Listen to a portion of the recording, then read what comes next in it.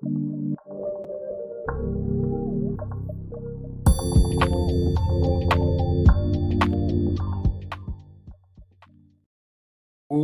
is up, my fellow degenerates? Good to see you here today. This lovely, I think it's a Wednesday where y'all are at. It's a Thursday over here. Who knows? We'll be drinking and forget what day it is soon enough. Good to see everybody in the chat. Welcome to my 90K celebration stream. I'm very excited to be hosting this one for you. We are exactly on time today. We are exactly on time. It is exactly 9 o'clock when I hit the go button. Good to see you guys here in the chat today. Good to see everybody back, everybody recovered. Definitely not going to be late and gay to my own party. And speaking of not late and gay, shout out to Vibe AI, who was in before the stream with the first super chat of this stream, saying congratulations, bro. No, appreciate you and appreciate all the channels out there that have supported me. There's been a lot of channels, whether you're a big channel, small plant channel, whether you're just a subscriber, a member, a viewer, thank you so much. This whole stream is about me saying thank you to you guys, and also thank you to smaller channels. Anybody who thinks I forget where I came from or what I started out as, the people that have helped me, the channels that are out there, even the smaller ones, it is much, much, much appreciated because all of us come together to create a community which together is delivering outstanding content to everybody on the internet. I know Vibe AI has excellent lo-fi beats for people, whether you're on YouTube or Rumble. So check out Vibe AI. And we're going to have an endless supply of memes today, courtesy of locals, because of course the soju is already flowing on locals, as well as the memes. If you guys want to just check that out over there, that's always going to be hilarious. But the first one over here, Andrew's day job. Yeah, that's pretty much it. So, guys, the locals is there. If you guys want to go step over to locals, catch the memes, catch the good stuff. It's always a good time over there. We're not doing Rumble today. We're only doing YouTube because this is a YouTube sub celebration. But I will do a Rumble exclusive. It's going to be later today, my time, so it'll be tomorrow morning, or an early morning Rumble stream for you guys today. That'll be Rumble exclusive. So that'll happen later just for Rumble. So don't think I forget about Rumble. I definitely do not forget about Rumble. But this is for YouTube. So we're doing it this way for YouTube. And what's up to all the members? I want to say what's up to all the members in the chat. Steph, I see Danielle out there. Let's see. We got Cellulite Podcast. What's up, Will, my brother? Good to see you. Yo, Will, I'll shoot you something a little bit later. Michael Reeder. What's going on? Good to see you. Brandon, the anime guy. And speaking of anime guys, let's bring him in. He's sitting backstage. Brandon, how's it going, brother? It's going all right. I apologize. I've been under the weather this week, and it's like, damn it, the week that I'm going to go on with you once again to talk some awesome stuff, and I come down with a friggin' head cold. It happens, man. I every time I go somewhere and like travel somewhere fun, the day before I go, I'll get some horrible illness, or I'll injure myself, or I'll for example, I had my tattoo appointment rescheduled to the night before I went to Singapore, and I had booked a hotel with an amazing jacuzzi, which I could not use at all. Oh man. No, don't want to do that after having a fresh tattoo. No, not good.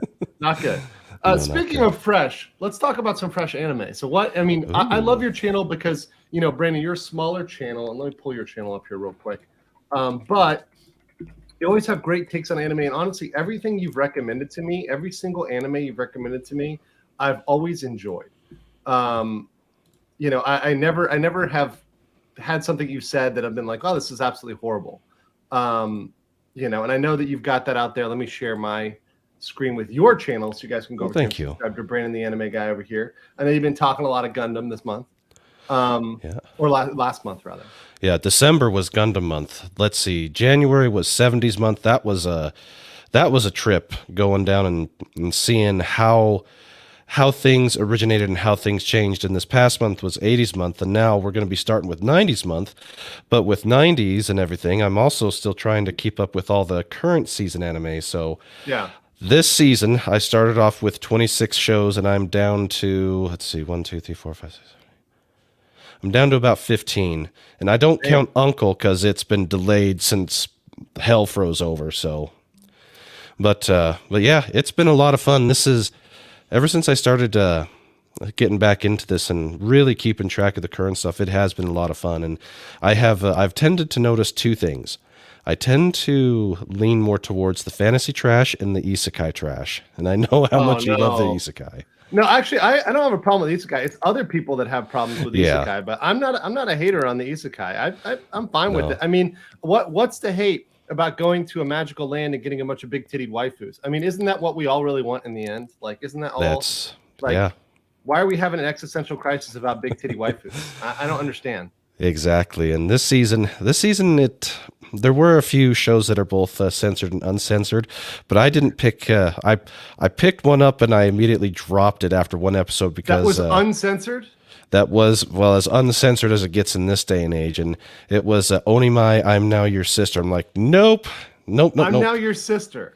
Yeah, So there's some brother sister love going on there, and it's the okay. Let me see if I can find it here because it's here it is. So Mahiro Oyama was that looks like it could be questionable already. I'm just seeing that. Yeah, okay. Yeah, he was just a normal erotic game loving dude until he woke up one morning as a woman. Turns out that his mad scientist little sister Mahari tried out one of her new experiments on him with disastrous results as far as Mahiro's concerned. But basically, he goes from a young 20-something, complete shut-in, to a junior high aged chick going through all that stuff. One episode of that was like, no, I can't do this. It was really, really bad. At least I thought it was bad. Yeah, let me show this real quick. So Vibe says over here on local, sent a $2 tip. It says, sounding sexy low there, anime guy. Feel better, man. Just get out of the basement. Just got out of the basement myself. Sorry, he's calling himself out. Just got out of the basement myself. Not saying you're in the basement. To be truthful, I am in a basement. No. Well, it's what happens when you don't get much of a choice. I just not to go too far into it, but we sold our house, a few years ago, and getting our business up and going. So we had to crash somewhere, and it was with my in-laws. But let me put it this way: the size of this basement is about 3 times as big as what our house was. So that's pretty good. That's pretty good. So when you say basement, you're actually talking about like kind of an apartment. Like it's got its own. Yeah. Okay. Yeah, it's got its own everything, laundry and appliance area. So yeah, it's completely separated from everything else other than the stairs going to the upstairs. But I must say I'm pretty fortunate. I like my in-laws. I love my in-laws. They're actually pretty cool. They don't pester me. They don't bother me.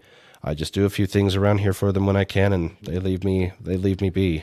Plus, it helps that I can work from home, or work from the in-law home. So. Yeah, that definitely is helpful whenever you can actually like work from home and actually get shit done. Versus being completely unproductive. Exactly. Well, I live far enough away from the office that I would need to go into when I finally got a car that gets decent mileage. So going to the office won't be as painful now, but there for a little over a year, if they wanted me to go into the office, it would take a gallon of diesel just to get to the office, a gallon of diesel to get back, plus who knows what else I needed to do. That was costing me, $12-15 just to drive Big Red. Yeah. That's a lot. That's a lot. It is. But yeah, I've got my car now. I'm trying to sell Big Red. I don't want to sell the truck, but it's just I can afford to do the 2 vehicles right now. But things are sketchy enough out there on the economic front that I don't want to take that chance. So Big Red's gonna go. And from what I've heard, are car price how are car prices in America right now? Because I hear they're fucking crazy. They have been crazy. Well, are they let me give you an still example. High? I think they are still a bit high, but it has come down. I've got my brother helping me sell the vehicle. He does much better with that type of stuff. He sold his. Hold on. Speaking of people who are very good with money, I want to bring my good friend, who I am not beefing with, and who I'm totally cool with, who I've missed dearly, and everyone has said we miss him dearly. My good friend, Good Logic. How are you? Oh, hello there. I came by and wish you a mazel tov. Yes, 90K. I know. $90K. We're right here, Joe. You and I have been like right here. I feel like you're like my brother in the struggle. Yes, like you've been, and we've been coming up. And yes. you know what? We're racing each other to 100. We're racing each other. It's not a race, Joe. Literally, we have been punching the algorithm has been punching us in the balls for the past year. I mean, you and I, like, we'll go up. And then all of a sudden they'll unsub people for no reason because we talk about something they don't want us to talk about. I lost in January 2,200 subs at a rate of literally 50 a day. And it's like every day the same amount, which means it cannot be. And I've been trying to explain this to people. The way it works is if people got mad at me. Exact same thing. If people got mad at me because I said something that just didn't fit with what my brand is or whatever. So on day one, I would lose like 800. The next day I'd lose like 300, and then I lose like 75 and then 50. But to lose a different set of 50 people that they wake up and say, I'm unsubbing from him today, tomorrow, the next day, for weeks. That's not possible. That it happens to be around the same number every day is just not at all possible. I was watching them just bleed my subs away. And yeah, but you know what? This trial, the Murdoch trial, I mean, that I've been following the last few weeks, over the last week, really has really helped me a lot. And you and I really, since the day I met you, have been like continually like at the exact same like sort of pace. And I sort of and I feel buoyed. It's not, I mean, I joke about racing you to 100 because I want to see if you can get to 100 tomorrow, God bless, do it, go for it. You know, it's like it's not like a competition type of thing, but you do drive me because I feel like we're in the same 92.6. Yeah, no, and our people are all watching each other's channels. I mean, you know, I don't think that our viewers are largely watching, you know, other people's channels because frankly, we're the only people with good takes. Yeah, no joke. Outside of the legal sphere. Yeah, there's a lot of bullshit. But you know, and especially with the Murdoch trial, because there's so much out there that's just it stands to get mad about. I'm glad I was watching a clip of you getting mad about the attorney-client privilege stuff, where they're just letting in attorney statements, and it's like, say fucking no. Like when they ask you to testify, say I'm not talking about that, because we've got case law on the books that they can throw you in jail for that. They can do that. You're going to win that on appeal 100 out of 100 times because they're going to stand up for attorney-client privilege. Attorneys are self-interested. They're not going to let that fly. So just say, hey, sorry, I think that's attorney-client privilege. So fuck you. I'm not answering that question, counselor. And like, that's what I would do. As Alex, I would have said, fuck you. You're referring to the cross-examination of Alex Murdoch on Friday. They had, in a span of 10 minutes, I actually went back and rewatched it, in a span of 10 minutes, a Fifth Amendment violation followed by a Sixth Amendment violation. And if you look at the way they went on the record after the lunch break, when they came back from the lunch break, when they went on the record, they really only argued the Fifth Amendment. They really did not argue the Sixth Amendment. And I agree with you. I think the Sixth Amendment claim was even stronger. The Sixth Amendment claim was that when he was questioned by Cray Waters, that he guy's fucking nuts. That guy is nuts. Yeah, that he was basically saying, you didn't even tell your lawyers until November 2022. They still thought that you never went down to the kennels. That, first of all, he was citing some stupid documentary which was filmed a year and a half earlier when Jim Griffin was on the documentary, saying, you know, he wasn't even at the kennels that night, and it was filmed like a year earlier and aired in November 2022. And what he told his attorneys or didn't tell his attorneys is not anyone's friggin' business, not the jury's business, my business, anyone's business other than his own attorney. It's between him and his attorney. And for the DA to get up there and start talking about what he told or did not tell his own attorneys, and now you're putting him in a position for him to respond by saying, yes, I did. I mean, what's he supposed to say to that if that's not what the question is? And that's clearly a call to violate his basic Sixth Amendment, fundamental Sixth Amendment right of a right to counsel, which the Supreme Court has interpreted as including a right to not have to reveal what you tell your counsel, and for the DA to ask that question, and the judge not to object to it. He'll object to a leading question from the defense, but not to object to that. Not only not to object to it, but when the objection is raised, to say, well, you're not entitled to right to privacy when it comes to a public documentary. That's not what the question was. The question was, did you ever tell your attorneys? Yeah, that wasn't the question. That was not the question. The judge is asleep on the bench. He's just not there, or he's actively he's actively laying down cover fire for the prosecution. I actually think that he's more. I lean on the side of he's in the tank for the prosecution more than he's just tuned out, because he's there physically. So it's easier for us to tune out when we're not there physically, but he's there in that room. So I don't think he's tuning out. And frankly, that's why I tuned out of that trial, because it became a sham it's an injustice. This trial has become a huge injustice. The second they brought in the financial crimes, even before that was problematic, but when they brought in the financial crimes, I'm like, okay, this has become something that is not a murder trial. And certainly this is not the trial of the century, unless you want to say, this is the embarrassment of the century in terms of what they presented for prosecution. But this is a sham of a murder trial. I have no doubt that he'll be convicted on many, if not all, of those financial crimes. I have no doubt. I hope he is. He's a jerk and a thief. This is not. Yeah, he is. If he admits to these crimes, which it seems like he is. It seems like on the stand he admitted to them, right? So assuming he's guilty of those, I'm still being very careful about that, because he's not convicted yet, right? But assuming he's convicted of those, great. He's a piece of shit. He's an asshole. He's a horrible person, but he's not. I haven't seen the burden of proof to show that he's a murderer. Right. You haven't proven to me that he's a murderer. Right. It's kind of, and the lack of a motive, the lack of a timeline, the lack of any theory presented by the case as to we don't even know what color shirt they think he was wearing. Was he wearing the blue shirt? Was he wearing the t-shirt? They seem to think he was wearing the t-shirt by all the strips of cloth and testing they did on it. And then they're showing him wearing the blue shirt. At what point do they think he changed shirts? He clearly changed at some point. So everything about this case, the fact that there's a forensic alibi, that basically that a half a mile away from the house, at a time we know he's by his car in his house, that someone is manipulating the phone in a way that could not happen by the phone activating on its own. But the only way that there was testimony, the only way it could have happened is if someone said, "Hey Siri, turn on my phone," or try pressing a button on the phone. Right. There's no way that phone could have activated. So someone besides him was holding that phone after we believe Maggie was killed, a half a mile away from where he's about to jump into a car and start driving. It's just asinine that this has gotten as far as it has. I think he's a jerk. I think he's a terribly evil person. He literally steals from orphans, his own client orphans. He takes them on as a client, and not just steal, just to let you know how awful, terrible human being this guy is. His maid in 2018, trips and falls on his own property.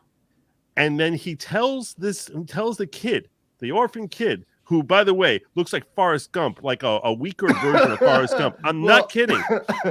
And I'm saying this to mock the kid, but to tell you what it's the sort of person, when you see him, you feel sympathy for him. Yes, and Alex, instead of feeling that sympathy, hold on, Joe. I know exactly the person that when you feel him, I feel sympathy for him, and he looks a little bit like Forrest Gump, and that's my good friend Meme Copium. Josh, how's it going? Yes, exactly. It's like Are we stealing from orphans in this channel? Yes. We're stealing from orphans? Yes.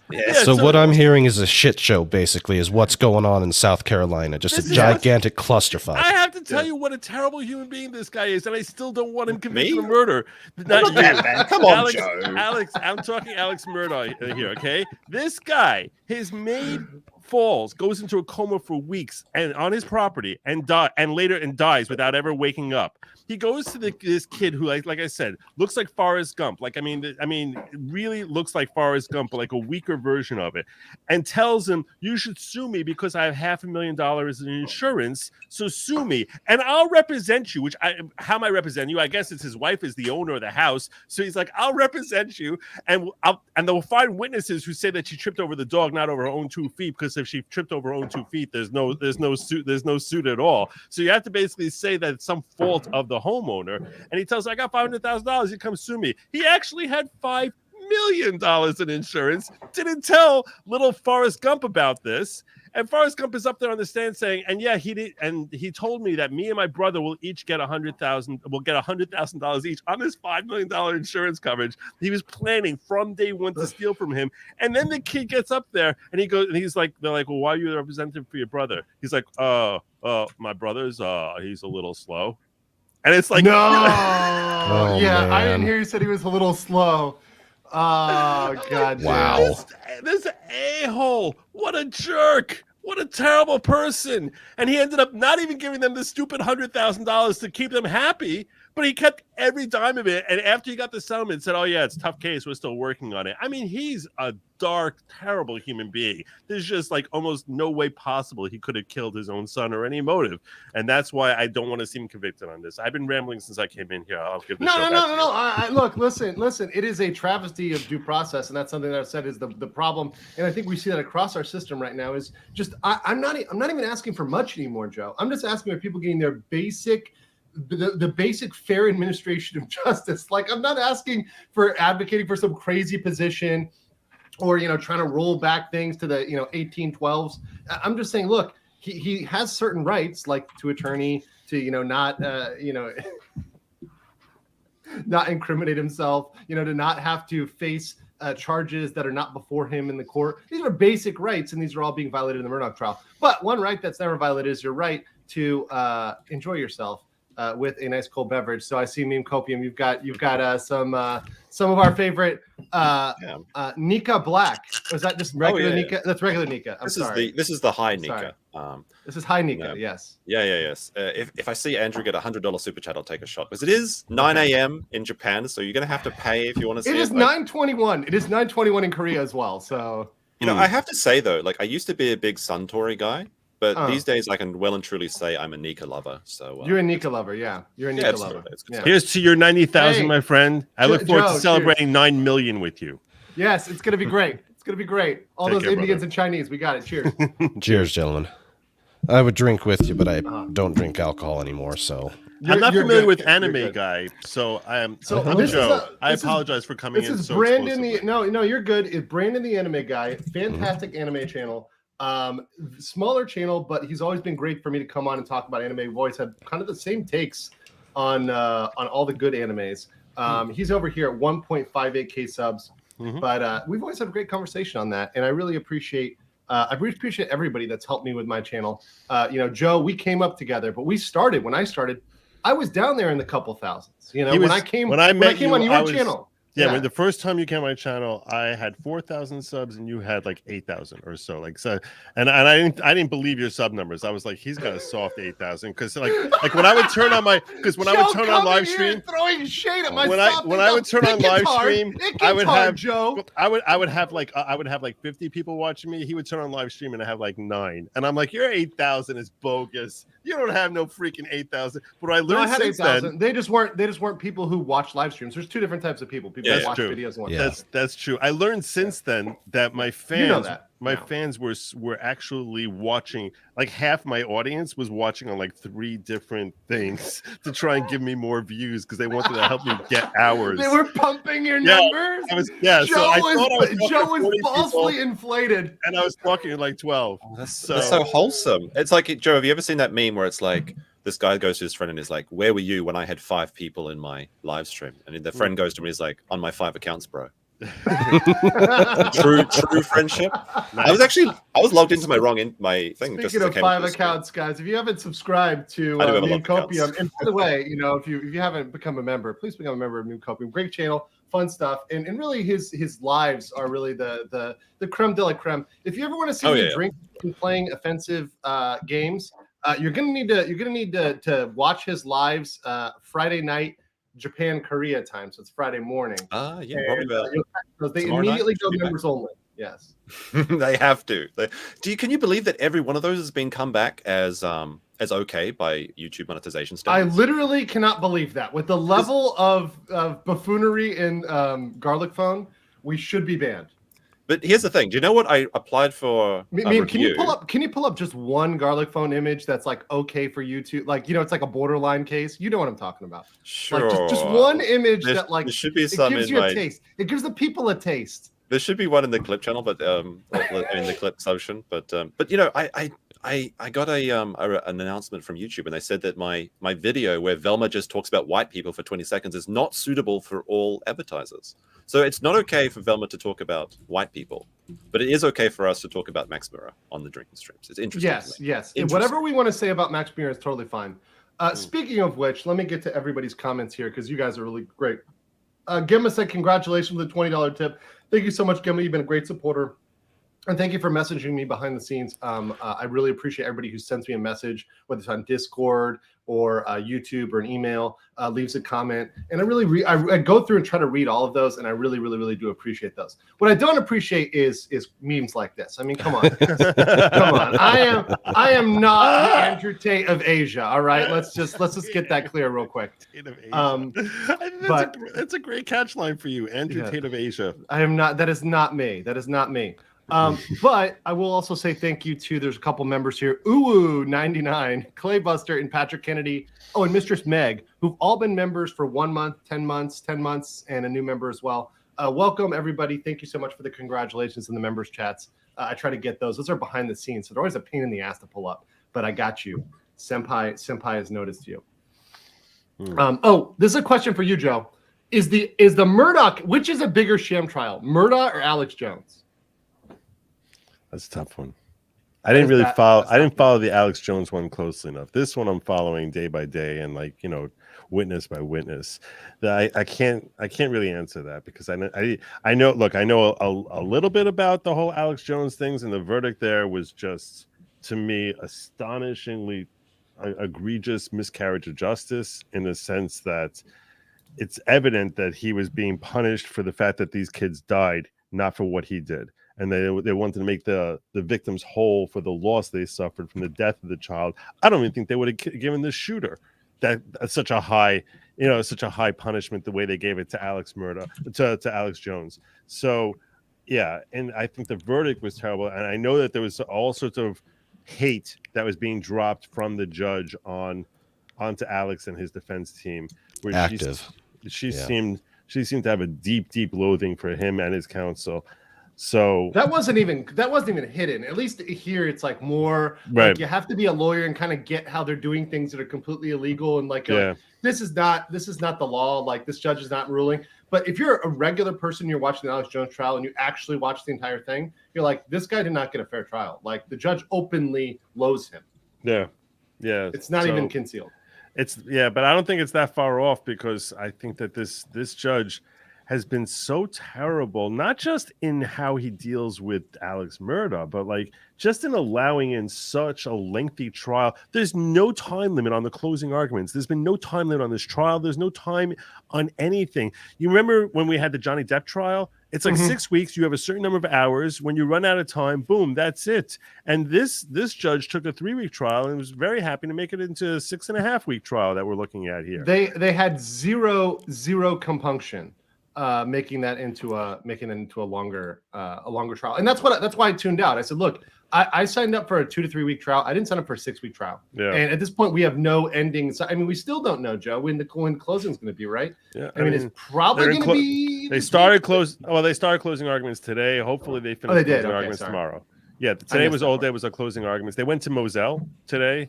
And I thought they were going to go to Moselle all day. I didn't know. No, they went to Moselle. They got back at 11:30, around noon, and they jumped right into closing arguments. And Creighton Waters literally spent 4.5 hours in closing arguments, and he's allowed to rebut the defense for an unlimited number of times. So he can go for another 4.5 hours, and it's just not one explanation as to how the murder was committed, or why anyone should think that Alex was actually the one who pulled the trigger, other than the fact that he lied to the police. He definitely lied to the police about going to the kennels. And he admitted that, and that's the only. And if you hate him and he lied to the police, there you go. He's guilty. Yeah, he's guilty because of his character for guiltiness. Right. No, I get it. Also, I do need to reveal to you, just like Alex revealed his financial crimes, I do need to reveal to you exactly how I got to 90K subs. It was after a certain incident here where it was my broke backstage. Nice. This was subscriber number 9,000 here, checking me out as I'm riding the bull. Beautiful. That was definitely it. Also, something that will definitely get me in trouble, but it is not subscriber 9,000. This is what we do on me and Josh's channel. Why don't you explain this? Safest. Well, so Gartic Phone it's a game of telephone, right? You someone says something, you have to draw something. This is the safest picture I could find, because in this entire chain, which started off with massive cat milkers, this is the only safe one. And Tiny Gray's a really a good drawer. When he ever shows up, it's really good. But it works. You can milk cats. It is true. So yes. That's what this is. This is the premium content you're missing out on. literally the safest image you could possibly find from this stream. I'm trying to just. So, Joe, I'm trying to figure out what this is supposed to give a tip. What I'm supposed to guess the answer to this clue is. Well, have you played this game before, Joe? I think I played something similar to this. Yeah.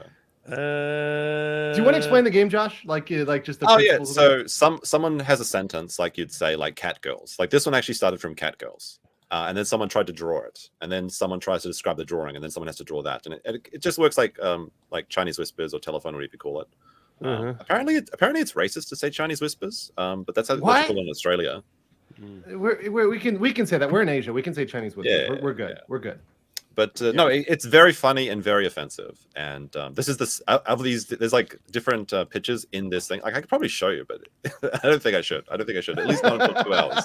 Save it for after 2 hours. If we go after 2 hours, you could show the other pictures in Garlic Phone. But right now, you gotta keep it kosher, right? We've got some Joe ones in there too. I'm sure you could find one with Joe in there.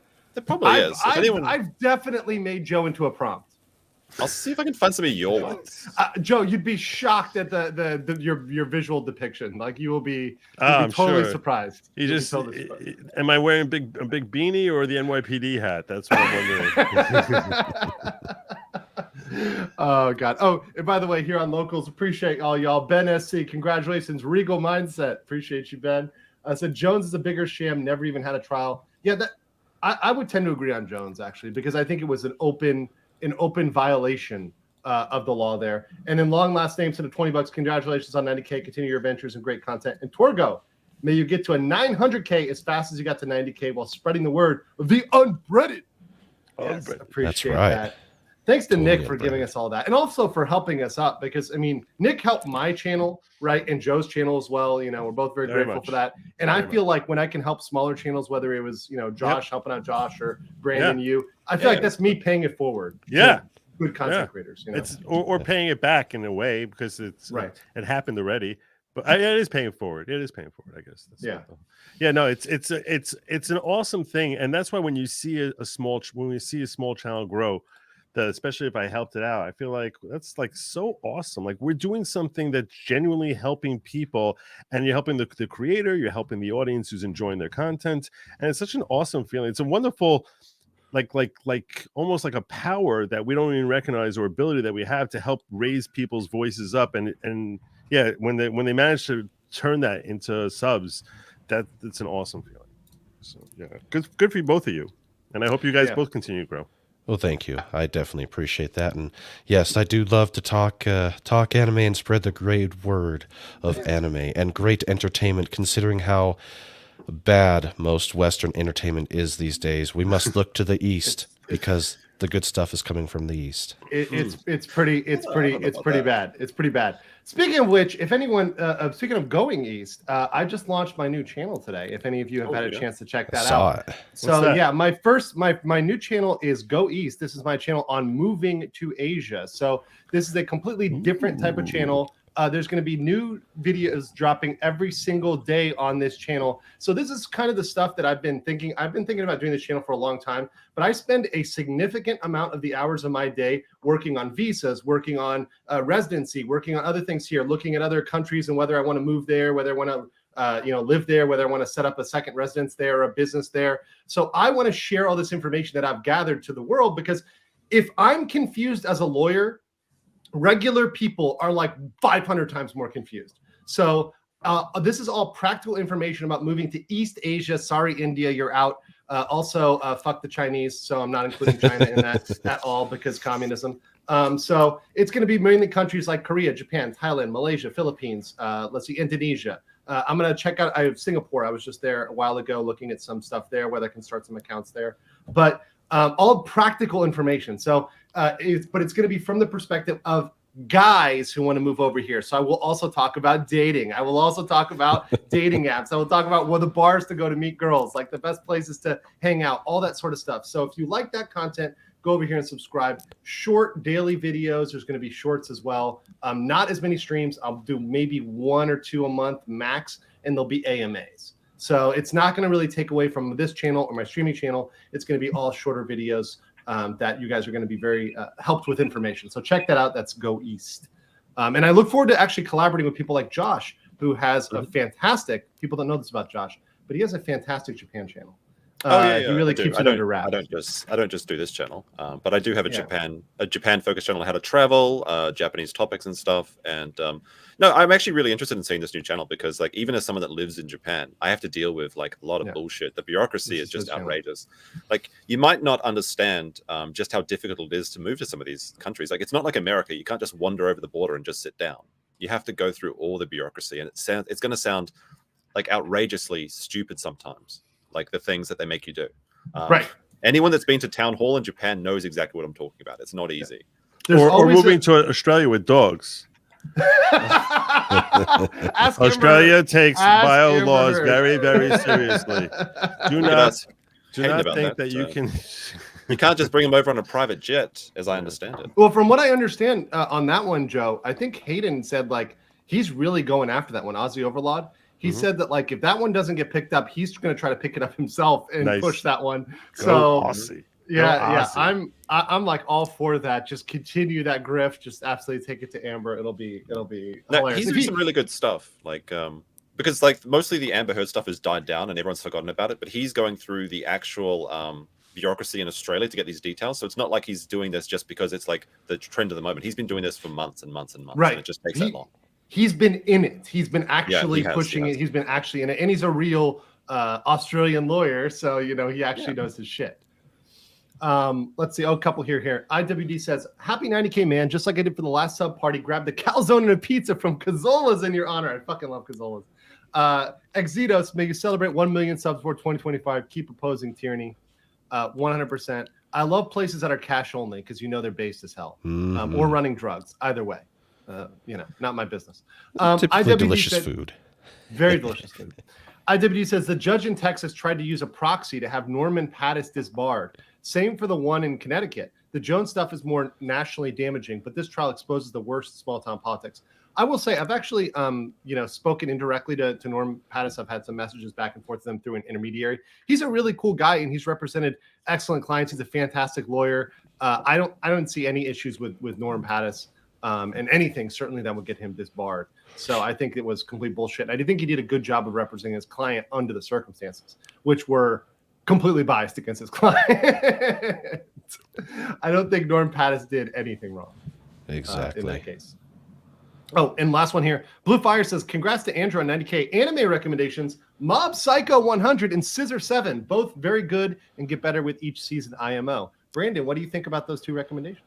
I haven't seen Mob Psycho. I know that it was pretty high up this past year for the third season. Scissor 7, that's a new one on me. I'll have to look that up and see for sure. But let's see here. So it almost sounds kind of hentai-ish when you say. It sounds like a hentai. When you're talking about scissoring and 7 people scissoring, I'm like, all right. I'm just thinking how that works. Like, how are we gonna fit that? Fit that. All right, I'm out. Human centipede out. Yeah. Well, We haven't even talked about Boku no Pico yet. Yeah. No, oh God, No. no. That's my no. recommendation to Joe. No, not at all. Anyways. Well, the other recommendation, for those that don't know, and I'm not sure even Joe knows, is if you guys haven't already subscribed, you guys really need to check out Adjudicators Academy. We still got the campaign going on for the manga for another 13 days of Adjudicators Academy here. If you want based waifus who are in a manga world, check this out. It is a great anime, a great manga. Joe, and there's characters that everybody will be able to identify with in this manga, in this Indiegogo campaign, including one right here, Miss Junko, who happens to be just based on it's just I don't know what type of person would wear a flag and a baseball cap while studying a Torah-like document, and very interested in becoming rich. Sort of I'm not sure who that cap. would be based on. Yeah, that's I'm not great. sure who that'd be based on. I like being an inspiration. Yes, And donuts. yes. But guys, check that out. The campaign is still going on for another 2 weeks. So check that out on Indiegogo. That is Adjudicators Academy. That's cool. That is good looking. And yes, Listen, the anime definitely arc is anime. always better. The anime arc is always better. That's all I'm right. gonna say. And of course, it has all the standard anime features if you catch the drift. I noticed the ZR Yes. on some of those girls, the Zettai zone that Yes. only men of true culture will understand. Only Jiggle men of true physics. culture. Yes, indeed. So what have you been covering lately, Meme? Because I know you've been into Velma, right? Velma's kind of jumped the shark. I'm kind of done with that. I've been really busy. I'm actually doing more work on my second channel at the moment. Okay. It's been growing really well, and I'm hoping that it's going to be much bigger this year. So I'm trying to put out one or two videos. You know what I think it is, Josh? I'm calling this, and maybe tell me if you think I'm right or wrong. I think it's because people are getting ready for the first time they'll be able to be in Japan for Sakura season, for cherry blossom season. It's absolutely because of that, and I'm targeting that at that trend. I'm going to have at the moment I'm working on, like, I just finished my video on the Japan Rail Pass, which is the best way to travel across Japan. I already have a very successful 2-week itinerary in Japan, which I recommend people watch if they want to check that out. I'm working on tips for first timers in Japan at the moment, and then I should be doing my spring itinerary video, which hopefully is going to be sponsored by a sake company, which is pretty cool. Oh, that's fucking cool. Like, can you announce that yet? Or I don't have the tracking link for it yet, but my Japan channel is going to be sponsored by sake. So if you like sake, you can order sake online and help support my channel. And maybe one of the drinking streams will be sake focused on this channel as well. So we'll have to see how that goes. So excited about that. And but because of that, I haven't had as much time to do like standard videos on the meme channels. So I'm doing live streams in the moment, just what I'm thinking about, talking about. Mostly I've been talking about how dumb Jim Sterling is at the moment. I'm thinking that the capitalist AI robots are coming for your jobs. They're going to steal all the creativity. Well, what do you think about that, Joe? Have you seen, I want to know, because you're like the boomer of the group. Have you seen these AIs and what they're doing? Like what AI is capable of doing so far? So just this past weekend, my brother-in-law introduced me to ChatGPT. You're just learning about ChatGPT. Okay. Okay, Oh. got it. All right. What is that? No. I'm glad you're learning. I'm glad you're learning. So, what did you learn about ChatGPT? And I tried doing legal research on it for because I have a brief that's due next week, and I was like, I don't even know where to start as far as finding like case law, and I actually found it to be pretty helpful. I could narrow it down to what I'm looking for. It gave me a bunch of cases which are relevant, which will give me. It's not like doing the job for me, but it's a great starting point to like find a bunch of cases in the area that seems like right on point for what I'm looking for. And I still have to pull the cases up and go through that other stuff. Yeah, but I was actually fairly impressed by it. He wrote his speech. It was my nephew's engagement party, and he wrote a speech which he basically gave a description. He's like, I need to give a speech for my brother-in-law's engagement party, my wife's brother, and it's, and basically put in like 3 characteristics about him, and the thing wrote out he said start with a joke and end with a joke, and it wrote his speech for him, and he didn't edit it. He just read it as it was, and I gotta tell you, it was pretty solid. It was pretty rock solid. It was very, very impressive. So yeah, from the early returns, what I see of AI, it's like scary intelligent. It's pretty. Let me show you how scary it is right now. This is what's been trending, and I don't think you've seen this yet, Joe. But here are the presidents playing video games. Oh, this is so good. I love this. PS3, putting on some early Drake and just blasting fools. Barack, this game was the best part of your presidency. Max prestige on my old gamer tag XX. I spread democracy XX. George, be sure to not break the spawn trap by rushing in. I guess old habits die hard, huh? That's so good. Guys, I got the AC-130 already. Of course you did. So this is where we're at, Joe. So and by the way, people have already gotten. I know me, Nick, and I think you're on the list too, Joe. In terms of enough voice data to actually simulate our voices, so they could throw us in a whole bunch of other scenarios. Really. That's pretty cool. Yes, and then you want to watch something really cool. If you want to talk what they can generate, completely computer generated, 100% computer generated. Yeah, I've seen so many bad takes on people complaining about this. There's all these different things. Like either it's objectification because you're generating women, or it's taking jobs away from sex workers, or it's just because men hate women and they can finally remove women from the wank equation. Like what are you talking about? Like they're freaking the fuck out because they know what that means. They know what that means, Josh. It's going to be the death of OnlyFans because it's going to be only AI by the end of it. Because you can't compete with an AI. You could just hit bigger on the equation and. You know, it's there. It's like there's a big argument at the moment about AI's. like mind blown over here. Like there's a big argument at the moment about AIs replacing like artists and OnlyFans models from jobs, but like this is no different than when the tractor was invented on the farm. Like if you want to be a farmer, like 90% of people were farmers until the tractor was invented. Now 1% of people, like you have to learn how to use the tractor. So it's good that Joe's actually using this, but he has to have the intelligence to know how to use it, because I've seen some people using these AIs to try and synthesize a lawyer's specifically on like the fair use cases, and they get fairly accurate. But as someone that knows a lot about fair use, it's got a few key elements that are wrong, and as the lawyers will notice what that is. But it is very, very good. So there is a danger. I'll just warn people that if you don't trust the AIs to get everything right, they're very good at making you think. They're very creating a Dunning-Kruger effect where you think you have it great, but you suck. Also, AIs are very much yes men. They'll tell you what you want to see. Yes. And you have to be able to distinguish what is right from wrong. But you'll be able. Here's the thing, and this is what I get, Joe, is that like you'll be able to remove a lot of paralegal work, a lot of secretary work, a lot of creating templates. The AI will be able to do that for you. Just like generate this template, right? Generate a basic fair use argument, and then you can just edit it, right? And how much time does that cut down? A lot. How much? A lot. And here's the other thing too. I think a lot of these big law firms are going to be in big trouble because they've been based on this old school, associate model, these kind of pyramid models. And there'll be young people coming up that are willing to do the work with, AI assisted, right? Lawyer reviewed, right? So you have a lawyer who reviews it, edits it, makes it clean. But they'll be using AI for efficiency purposes, and they're just going to outcompete these fuckers. And I can't wait for that because I frankly think the old school law firm model is outdated. But that's my personal opinion on the Law Inc. or Big Law Inc. at least. And one of the really useful things I've found with the Chat GPT, I've only used it a couple times. It's like I'll get stuck when I'm writing a script, and I'll say like I don't know what to write here. I'll put in my previous script, and I'll say, can you make this sound like more personable or more casual or something? And it'll rewrite my script, and I don't have to take those as suggestions, but I can use those and then think about it, and then build better from it.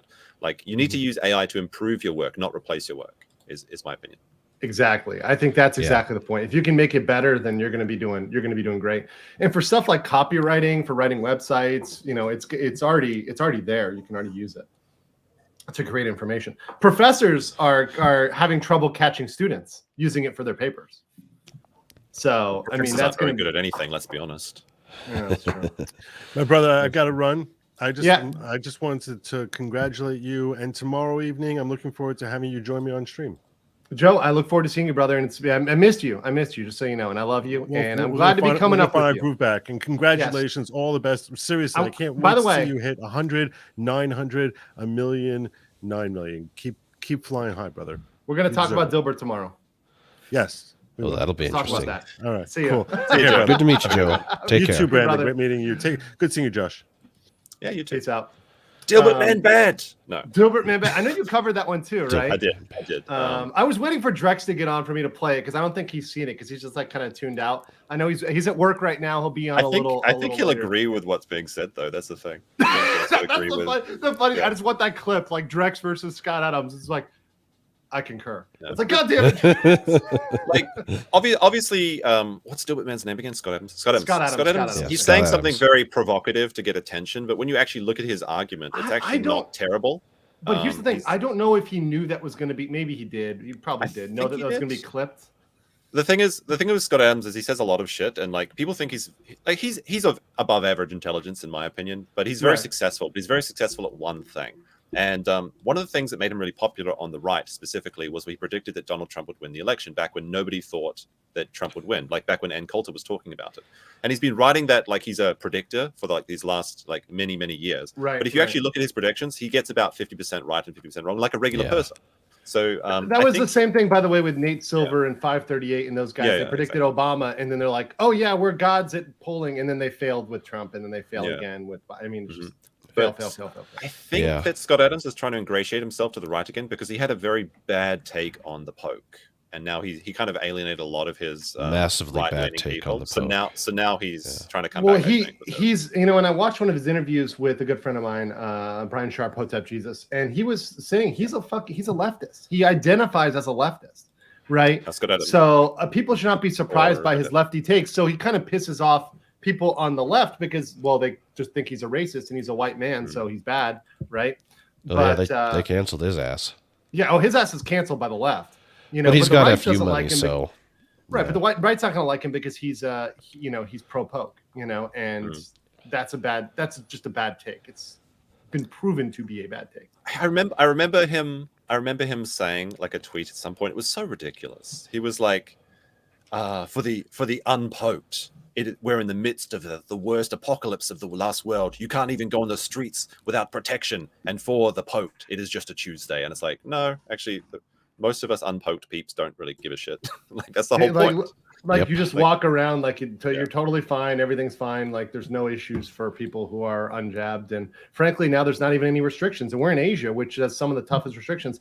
I think Japan, you know, you can get in with a test, right? With a PCR test. Yeah, you can get in with a PCR test if you take it like 20 or 40, I don't know, 72 hours before coming to Japan. Yeah. Before the flight, though. I mean, you can still get on poked. So there's although they're really thinking about restricting flights from China, which is a great idea. Because for sure. Shinsaibashi is terrible. There's too many people.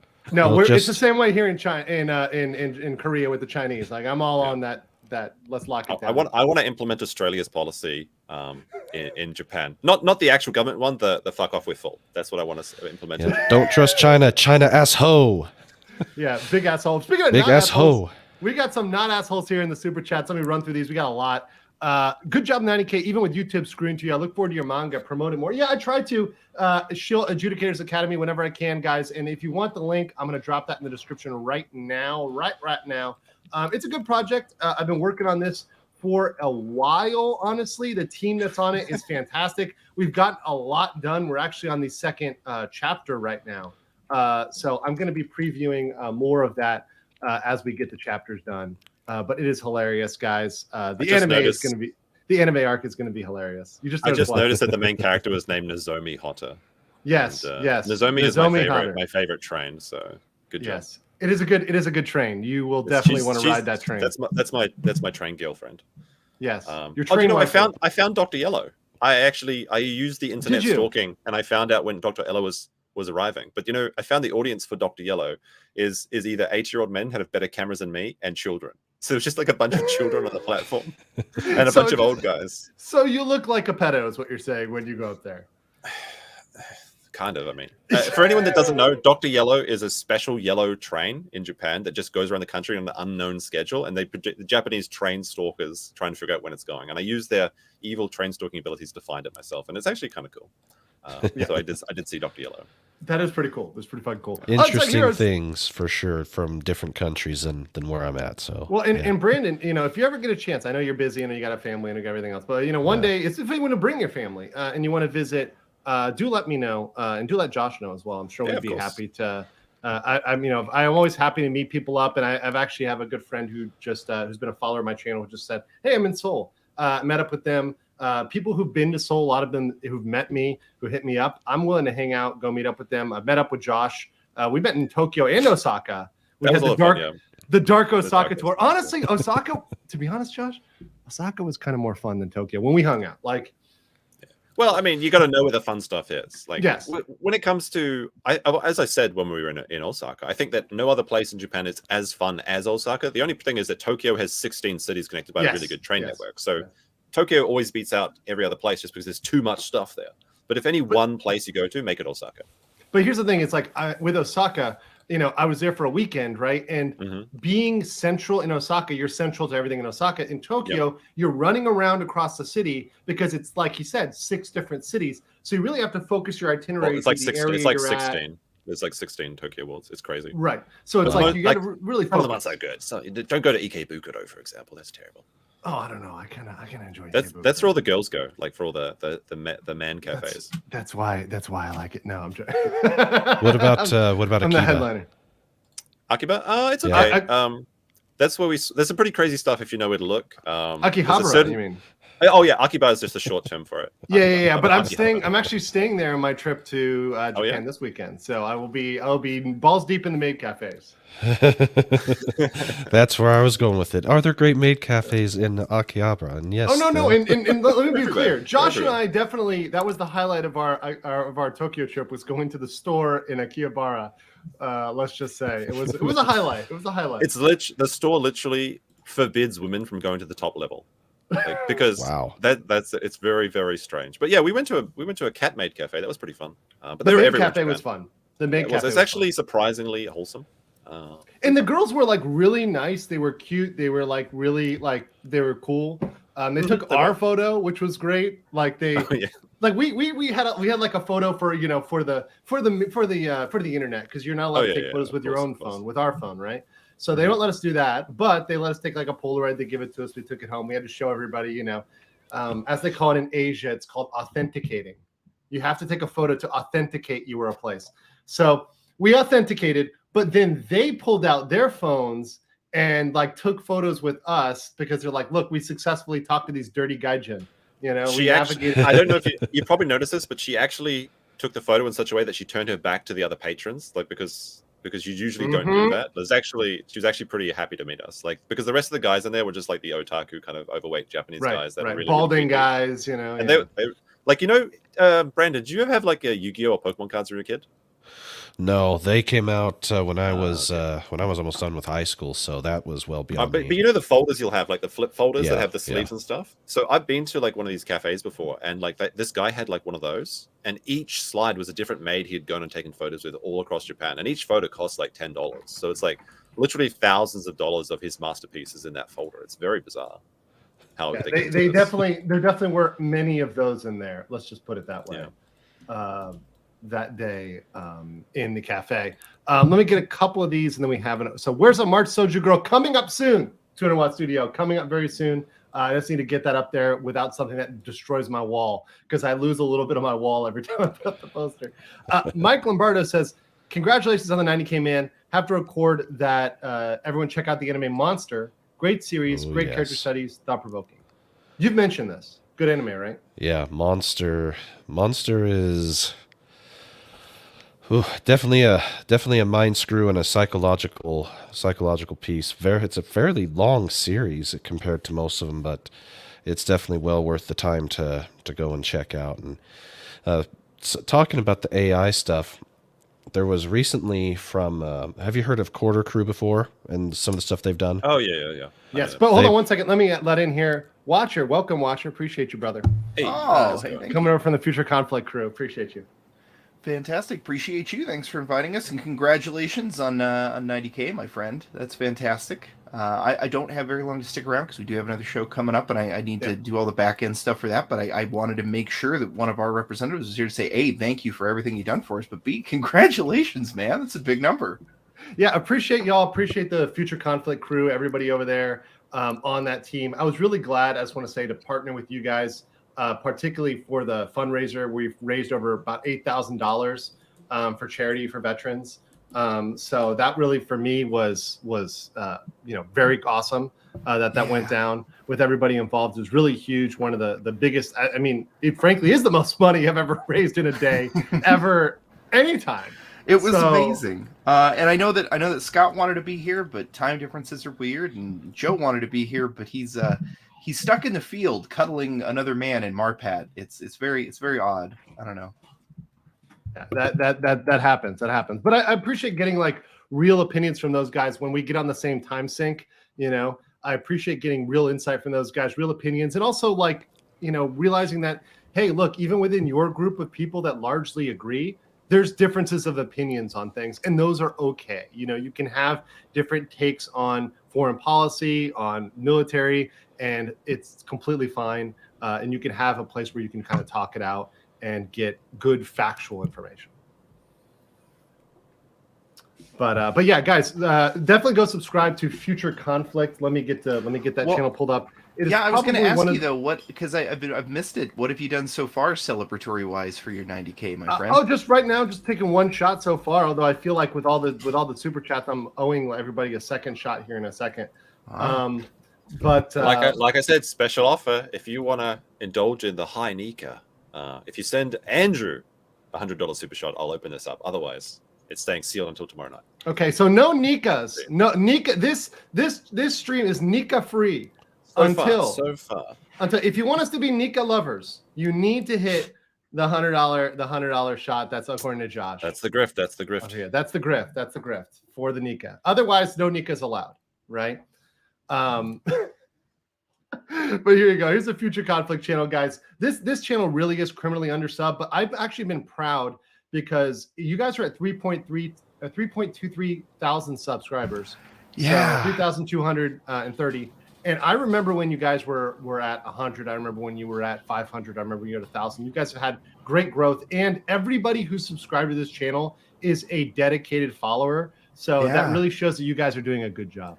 Yeah, it's been fantastic. We hit a wall at 3K. I think YouTube was like, not happening. But we pushed through it. Due our fantastic viewers, they've been really, really good to us. So, and most of them are also your viewers, I will say. Yes, yeah, I mean, but that's good. I appreciate the crossover. It makes it easy to collaborate with guys because I can look and say, hey, look, we're all watching the same stuff. We're all talking about the same stuff. We all know Ukraine is the conflict. There's more going on there than meets the eye. Mm-hmm. And anybody who thinks this is a evil Russia versus good United States, I got a jab to sell you. Yeah, I've got land in the Cayman Islands that I wish to give to you. Yeah. There's definitely more going on, and it's definitely a lot more than all that. Yeah. But no, I really do appreciate that, and I know you got to run, so I don't want to keep you any longer than you have to. And certainly, I hope you're doing all right. I hope you're doing good out there yourself personally. Oh yeah. And thank you for always helping them behind the scenes, because the behind the scenes guys are always appreciated. I know Mexican Iron Man may join later, but I've seen you working behind the scenes, and you are the fastest at sharing articles, images, videos, and that really helps creators grow. Speaking of behind the scenes, I've been more than ready to do a new intro for you, and I guess this is a good time to announce that I'm working on that. But I need that. I know that you're a busy man, so I haven't. I need to give you stuff, but I need that recording from you. So you hit me up when you get some time, and I'll make that for you. Not a problem, my friend. Okay, I will definitely get you a new recording. I'll definitely get you that. For sure. Let me get the super chats here. Alfaria says, congrats, Andrew. Apologies for missing so many of you and Josh's streams. Time difference and work schedule go by the stone. Stay based, brother. Anytime, man. I try to do streams at different times, and a lot of times I'll do my locals exclusive live streams in the PM Asia, which is AM US.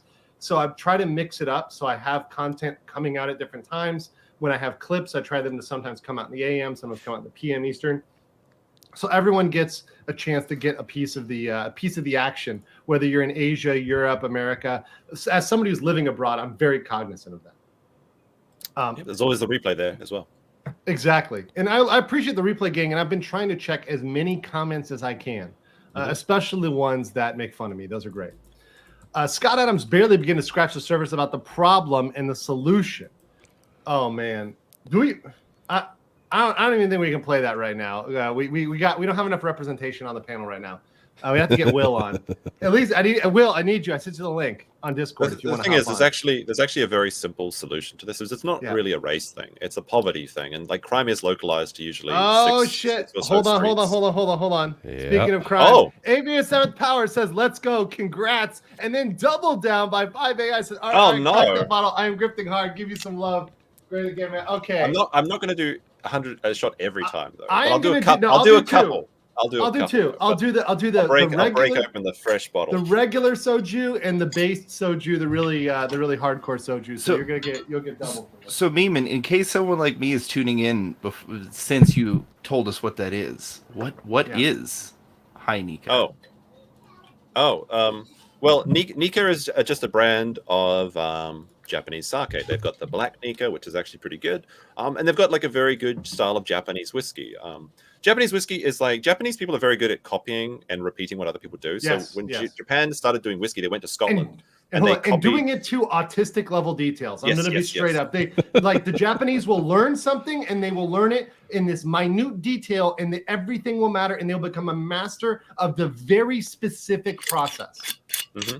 And they just copied the Scots basically. And now Japan actually has an advantage for making whiskey because in Scotland, typically, it's very stormy and very weathery and very cold and stuff. Japan has very distinct 4 seasons, like a very hot summer, a very cold winter, and then spring and summer. Spring and autumn are really, really nice. That's actually my favorite time to come to Japan. But because of that, the way they mature in the barrel, it causes the wood to expand and contract, and that brings whiskey into the bottle, into the wood, and then out of which it helps absorb the flavor. So it's actually a very good country to grow that. And Japanese people will tell you all the time about how Japan has 4 seasons. They think that other countries don't have 4 seasons. But no, Japan's whiskey is very, very good. Very good. So Yeah, it's great. This one goes out to all my Nika lovers. All my Nika lovers, cheers. Tell you what, that's not bad. They're very drinkable. Very Sounds smooth. good. It's not even an expensive bottle. It's like a $10 bottle. Holy cow. Soju at 10 o'clock in the morning is always great. I'll do another shot for those generous chats for Andrew. Yeah, that was very generous for the both of you, and appreciate it. By the way, AV, good luck in law school. Good luck with your legal studies. I hope you're doing well there. It's a journey, but once you make it, you're kind of bonded. Like you have a bond with all other lawyers that you've made it through that bullshit that is law school. So cheers to that, and cheers to future success for all the channels on this stream right now. This is also a reminder, it is 10 a.m. in Korea and Japan, so I'm doing it for you guys and Andrew. Cheers.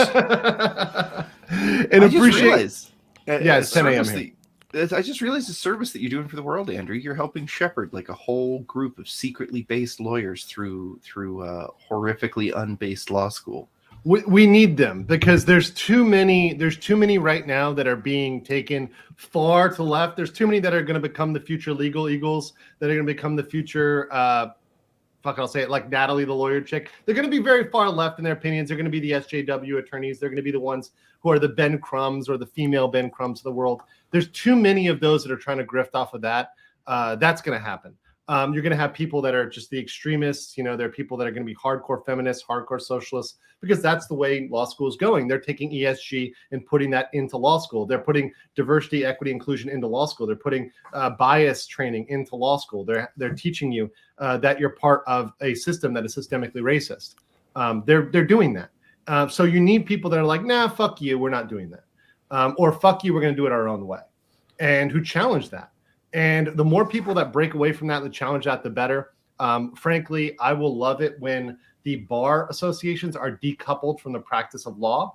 I think that's how we can actually win, because the bar associations are the political arms and those are controlled by women and leftists. So the quicker they can break away from those associations, the better. By the way, all associations are usually inherently socialist. So, yeah, you know, the quicker they can break away, the better. I see a whiskey question, if I might just... sorry. Is there a whiskey question? Yeah, go ahead and answer it. So Red Fire Podcast says, are there unpeated Japanese whiskeys? Yeah, most Japanese whiskey isn't peated. Japanese people don't really like strong flavors. They like mild and unspiced flavors. So the most Japanese whiskeys are smooth, unpeated, and they're just very good drinking whiskeys. Like, they're very reliable. But there are a couple out there that are peated. I like the peaty stuff myself. I do like Lefroy and some other peaty ones that I haven't had a chance. Once again, you can get all that is imported just like it is to the United States. So like all of that is available in Japan if you ever move over here. I will say though, big difference between Korea and Japan. There is a very high import tax on whiskey to Korea. And there's actually a whiskey shortage right now in Korea because of that. So I found a new whiskey shop. It's great. Every time I go to Japan, I bring it back. I bring it back whiskey every single time. Yeah, like I found a shop that has all these whistle pigs that I've been wanting to try. They're actually fairly reasonably priced, it seems, as well. Because I've actually never tried one, but obviously it's pretty famous in this community. So hopefully try that soon. But yeah, it's actually dangerous how cheap alcohol is in Japan. We have something over here called nomi hodai, which literally means all you can drink. So you'll pay like $15 or $20, and they'll give you, okay, for 2 hours, you can drink anything you want, as much as you want. And it works because Japanese people don't drink that much alcohol. But if a big foreigner comes over and they're like, give me 10 bottles of beer and a shot of whiskey and a bunch of chicken to go with that, and we just like eat them out of house and home, and they're very sad. But because they can't deny us the deal. They have to give us the deal. And people wonder why Marines get in trouble in Japan all the time. And in Korea, I actually just got this was like 2 weeks ago. I had some folks visiting and they wanted to go to a club. So we were trying to go to clubs, and normally these clubs do not discriminate, but they're like, hey, sorry. And we were with a mixed group, so part Koreans, part non-Koreans. They're like, we can't let non-Koreans in because and they didn't say it. Well, I followed up and asked specifically. I was like, they're like, oh, a bunch of foreigners start a fight. I'm like, was it the Marines? They're like, yes. And I'm like, God fucking damn it. You know, like it was just a random fight, you know, when probably they were stealing somebody's girl, you know, in Gangnam, and got us banned temporarily. We'll be back. They usually ban people for like a month or two, and then, you know, things cool down and let everybody back in. The only altercation I've ever had in Japan was with other foreigners, specifically army brats, and what some people might describe as gangsters, I imagine, with gold chains wrapped around their necks. Like just as I was entering a club, they tried to start a fight with me. It was very funny, but it's only ever been with Americans specifically, and also liberal women. Liberal women really don't like me because when I have a tendency to say some tendency to say some very true things. So oh no, they really hate you over here in Asia. That's the one biggest thing is like, and by the way, you don't really have to worry about them because they'll be gone within 6 months to a year maximum. Unless they have a real reason to be here or a business that they're like related to through their husband or lover or whatever, they're out of here in a year to 2 years max. Because they just can't take it. They're just out competed. They think they're going to get their spot in the K drama or the J romance or whatever, and they end up getting blown out. Well, that's the thing, because when you were over here in Osaka, like obviously most Japanese people are still wearing masks, and this confuses a lot of Americans. But there's actually never been any mask mandate in Japan. In fact, the lockdowns weren't actually ever official in Japan. The people say that they were, but they weren't. You couldn't enter the country. But the Japanese constitution didn't actually allow the government to mandate people wearing masks or to mandate them going outside. So the constitution in Japan is actually pretty basic. Not basic, pretty based. But me and Andrew were walking around Osaka for like a few days in Tokyo, like unmasked, no mask. chatting. Nobody no cared. mask anywhere Nobody we were. cared. We were on the metro. We were on the train. Everywhere we did not wear a mask anywhere. But there in was one person who took umbrage with us doing that. One person. One person. Guess who it was. Guess who it Watcher was. Brandon. Guess who took an issue with us not wearing a mask? Some lefty loony American, I bet. It was a Western woman, a white woman, who took a. Hey, where the white women at? Of course, it had to be a lefty loony white woman. She was the only person that even looked in our direction, because Japanese people just want to get on with their lives. They don't care. They literally Yeah, don't care. They don't care. They really don't. Same in Korea. Like they might. People will look at you, but typically when people look at me, it's because I'm fucking 2 meters tall. It's not because I'm wearing a mask. 2 meter really men. don't give a shit. 2 meter men. As the Nigerian touts were very, very happy to call you up in Kabukicho. These big Nigerian touts are like, they're trying to get me into a massage parlor, and they're or like a hostess club or whatever. Maybe a host club. Walking through the red light section, it's pretty funny. We're walking through the red light area. They're like 2 meter man, and I'm like, I almost wanted to talk to that guy. That guy was funny. He was pretty based. Like the fact that was pretty cool that he went out and like called out my height. I'm like, that's actually pretty hilarious. That was pretty funny. Hey, you are a tall guy. I'm pretty tall, but you're way the hell taller than I am. Yeah. Let me get some of these super chats because people think I missed these, but I got them all. So don't worry, guys. We're just getting them in a certain order. So AVU 7th Power, who also gave the $100 super chat. Thank you for the $10. I appreciate every single one. All of it goes to support the channel, so I do appreciate that. And it helps me do this on a regular basis for you guys, keep streaming for you guys, getting out the best information. So I appreciate that very much, and I'm so happy to be at 90K. IWD says, I rent to a lot of college kids. The ones who got the jab, all but one of them have experienced extreme health issues over the last 2 years. Mm-hmm. I don't want to give medical advice on my channel, but I'm saying that there's correlations which are coming out now. Let's put it that way. Yeah. Check with your doctor. I'm not a doctor, but in my personal experience, everybody that I know that got poked has been sick with the coof 4 or 5 times. Yes, that tracks. And me and my friend who didn't get it, we haven't been sick for the entire. Maybe he got sick once in the last 3 years. Like I actually have not been sick. I think I got it initially. Maybe that was about. Yeah, I may have got a case in 2019, but I haven't felt sick since that date in December 2019. I have not been sick at all. Same. Perfect health. When and it may just Japan in 2019. Although I do have antimicrobial proproperties running through my bloodstream. That could be something to do with it. That strong, that Nika strength, that Nika strength is really what powers you. Speaking of strength, we have 2 very, very strong women in the. Oh, actually, let me get these before. Let me get this one super chat. T Greater X, I did not ignore you, so I just want to say I met you at Matsuri 2022. Looking forward to meeting you again at Matsuri 2023. P.S. Sorry for having that lady step on you live stream. I am very offended because the ladies who I wanted to step on me are really they're waiting in the wings right now. That is my good friend Alana and also Christina. How's it going, both of you? Hey, hi. Christina. Hey there. Good to see you, ladies. I think we must have heard you ask where are the white women at? Yes. Hey, where are the white women at? There they are. I mean, I want to be told to wear my mask, and that's what Christina does. When you're not busy getting swatted, I'm so sorry about that. Let me just say, I'm so sorry that you got swatted this morning. I've always been strong in saying that is attempted murder. Yeah. And people who do that should be charged with attempted murder because they're really trying to get you killed or people you love killed or your dogs killed or whatever else. It's extremely bad faith. Yes, it's very unsettling. It's not a Yeah. fun experience. That was crazy. Oh damn! I'm sorry to hear that. So sorry. Yeah, It's I'm so with Andrew weird. 100%. It seems to me that there's been this type of shit has been on the rise, yet the amount of people that they're actually catching with it has been going down. This is something that has to be absolutely has to have a stop put to it. It's crap. Because there's already been people killed because of the swatting stuff. The last thing we need to have happen is either overzealous one way or the other and having a shit show go down. So I'm glad that you're okay, but jeez. People actually have been killed and dogs have been flashbanged. It's not cool. Don't do No, this it's to not people. cool. If you think it's Dogs? funny, it's not. Yes. Yes, Oh, yeah. dogs have been flashbanged. Dogs So have been sad. shot. Oh yeah. It's shot too. I mean, there's one in the FBI. There's an FBI agent. The lead FBI agent, this lady in Queens, I believe it was.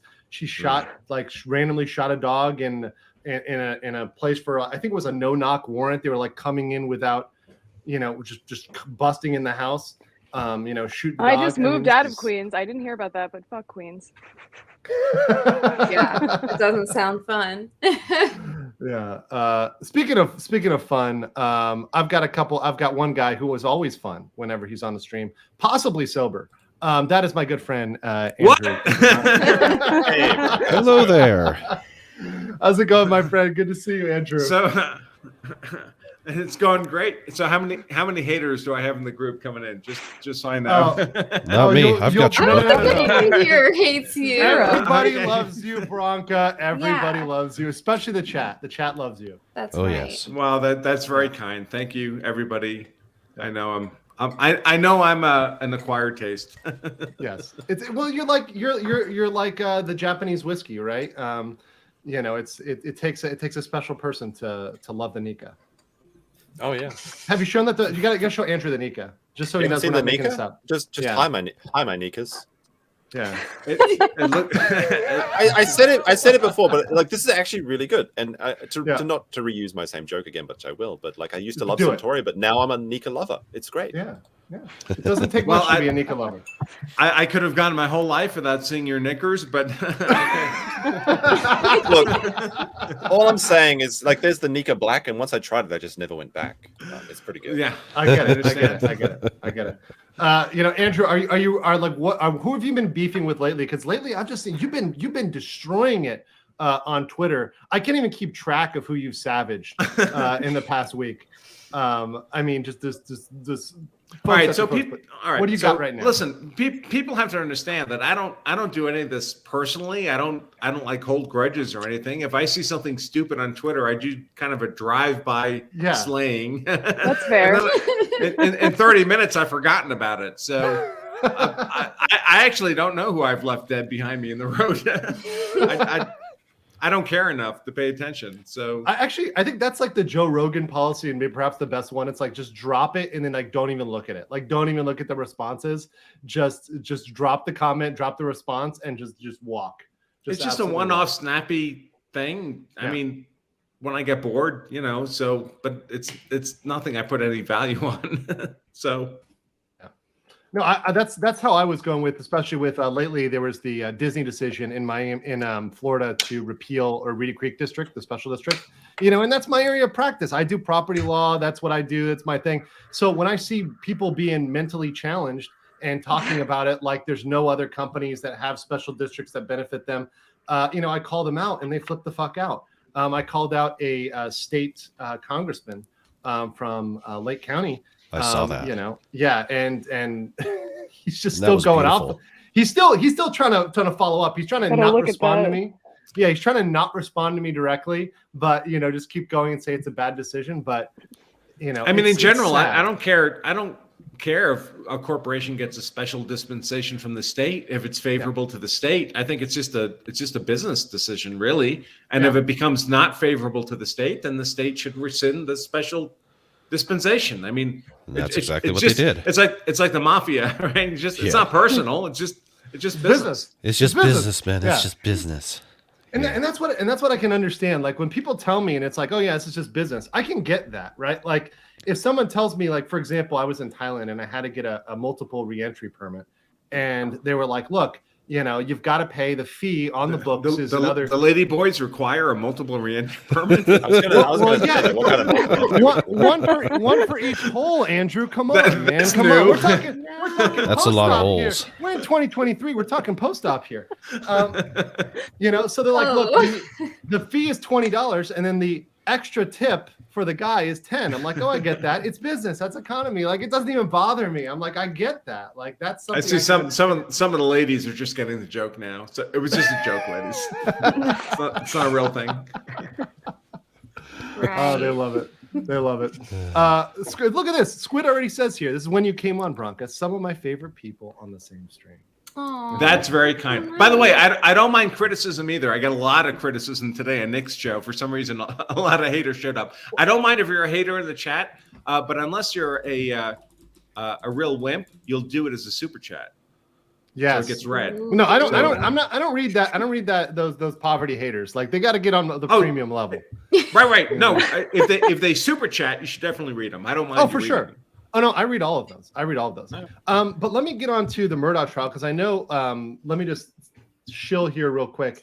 I know a lot of y'all been following it, especially Legally Dirty Blonde podcast. You've been doing episodes on it. I think you've got to probably do one now that we're walking into closings. You'll probably do another one, right?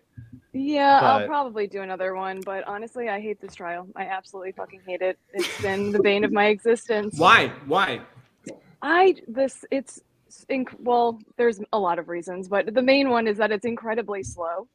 That's my main issue. I mean, there's just not enough time in the day to watch this entire thing. It could be done. They don't know how to get to the point. The state does not know how to get to the point.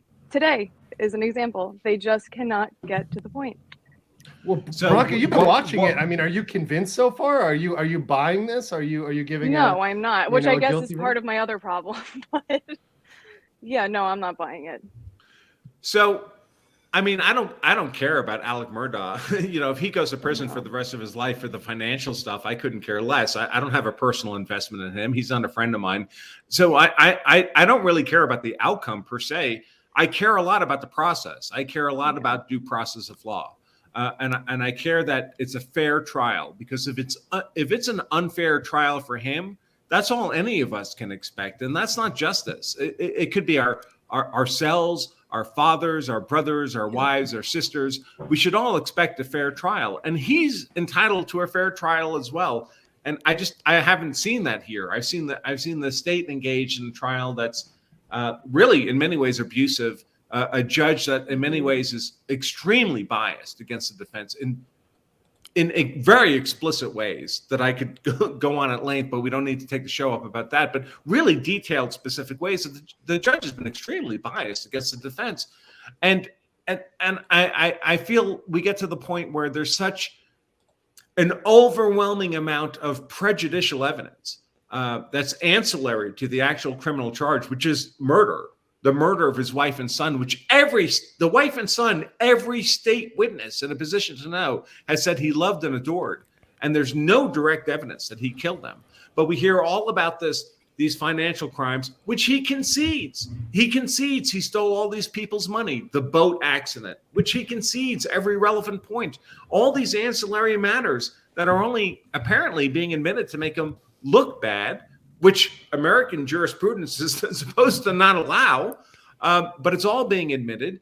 And it doesn't feel like a fair trial to me. And it's still a completely circumstantial case. And circumstantial evidence can convict people. There's nothing wrong with circumstantial evidence. But a circumstantial case in the absence of a clear motive for why this guy would have brutally, viciously murdered his wife and son, I just don't see it. And now we know, of course, we've heard in the course of the trial that the state actually lied to the grand jury to get the indictment in the first place. The strongest argument the state has against Alec Murdaugh is that he's a good liar. He's a skilled liar. He lied to all these people for all these years, his family, his friends, his partners, his clients, about his drug use, about him stealing their money. He's a fantastic liar. You know who else was a fantastic liar?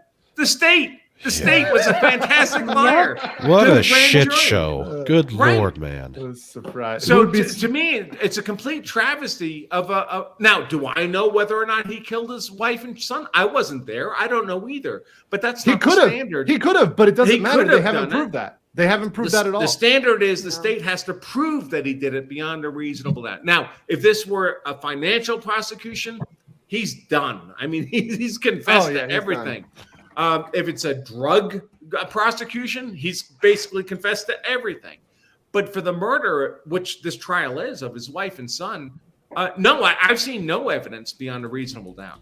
And yet the state continues to go through these machinations. And I really, I find, okay, so granted, by training and experience, I'm a criminal defense attorney, right? So there's a bias there. But I find nothing more contemptible than a corrupt prosecutor. A badly motivated prosecutor, because they have the entire power of the state behind them. That's disgusting. To put It's someone in massively jail for disgusting. the rest of their lives. And I just find that contemptible. I think the job of the prosecution is to seek not a conviction, but to seek justice. The defense can scheme all they want. Sorry, that's my bias. Okay. No, that's fine. I'm That's with fine. you. Hold on. We have so real quick. We got somebody to bring on. And speaking of, speaking of contemptuous people, I'm kidding. It's the only e-thought that I like, and that's Anna. That's Star Wars Girl. Welcome to the stream. Appreciate It's you. Anna. Appreciate you, Anna. Hello there. Really? Thank you, Andrew. Yeah, fuck you too, Anna. About- But I love you, and welcome to the stream. No, but I heard you had thought. You actually have you have questions. Congratulations. Thank you. Okay, you guys are like lawyers, right? So I've got questions. I didn't know why this trial was such a big deal. I was, watching Emily's streams every now and again. But then Emily D. Baker? Yeah. So you think that so then you think that he's completely guilty and he's a horrible piece of shit and that he deserves to rot in jail forever? Is that what you think based on your watching of those? No, I can make my own opinions. But Okay, so good. I watched that Netflix special, and I'm just like, isn't this like just presenting an entire cast of suspects that have very good reasons on why they want to kill that ginger because he killed their friend? Yes. He fucked over so many people financially. Any one of those people could have shot him. Or his wife I and haven't his really kid. watched it. So have any of those kids had to testify? Because every single one of them just basically gave reasons on why they would want to murder him. Wow. Not from the boat case. No, Besides none of them having red tested. hair, or is there actually? Well, yeah, I mean, gingers, they have no soul. I So I know. know why he killed that girl. Well, I guess got very drunk true. and crashed a boat. But it sounded like they were pretty bad people. But everyone if he was driving the boat, that's a contested issue. Okay, because he says that they all say that he was, and he tried to blame it on the kid with the scar on his face from the boat crash. What? We I weren't tuned there, out of this right? We trial don't a know. long time ago. There's like scarred individuals. What is this? A James Bond? John's? Yeah, right. It was the Spiral scarred out of man. It control. wasn't me. Is his name Connor? He got a I scar think on so. his I think from the so. boat crash when the girl died. It makes But it's me a glad contested issue who was driving the boat at the time the girl drove. I don't know. It just seems kind of suspicious to. I have a hard time believing that like a guy would kill his wife and son, but maybe that's just because I'm a human. So it's entirely illogical to do that. Huh? So Right. it's entirely illogical for something like that. You have to have something, at least in my thought process, something Well, you really need a screwed up in your motive. brain. Yeah, you got to have the Right. motive. And from what Absent motive, it doesn't make any sense. Yeah, from what we've seen here, it sounds like he is the biggest scumbag that probably ever walked the face of the earth. But it doesn't sound like that he did what they're accusing him and actually have him on trial for. And speaking of that Netflix thing, I was scrolling the other day, and my weebling, my 13-year-old, was like, "Dad, can I watch this?" I'm like, "Oh hell no! I ain't gonna touch that. I ain't dealing with that. Not even close." well, it's So- not bad. Well, she's at that age that it's How old is she? 13. She'll be 14 in July. Oh my God! Yeah. I'm so sorry. Oh, trust me. This past year has been absolute murder when dealing with her as a full teenager.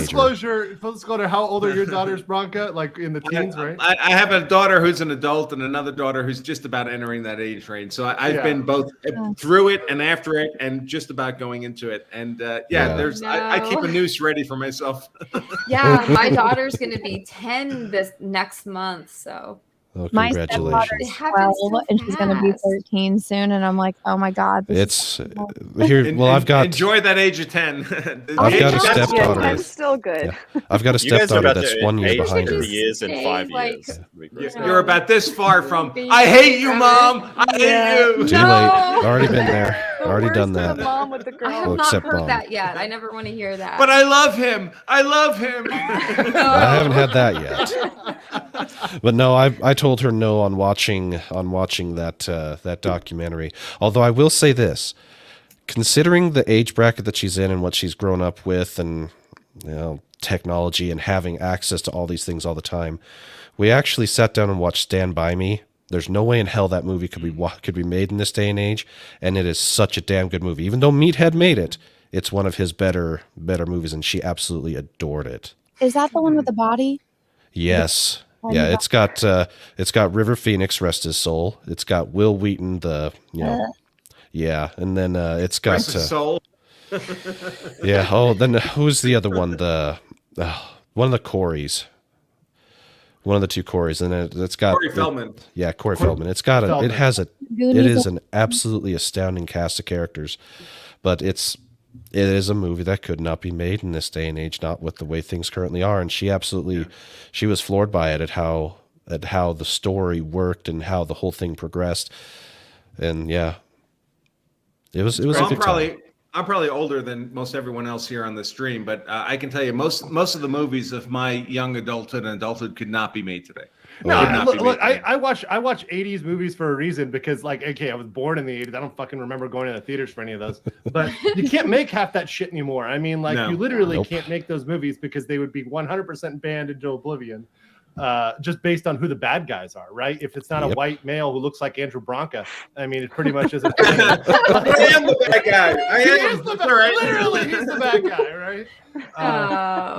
Or it's funny thing, or it's me and Josh as like the Japanese Korean Tinder swindler duo. It's got to be. They've got to have some sort of guy who's the bad guy here. By the way, I want to get these super chats real quick. Hotep, Ken Hotep says, "Congrats, bro, Hotep, for $5." Willem says, "$20. Congrats on 90K, man. Here's your continued success and many more subscribers." Hey, did you hit 90? I didn't know.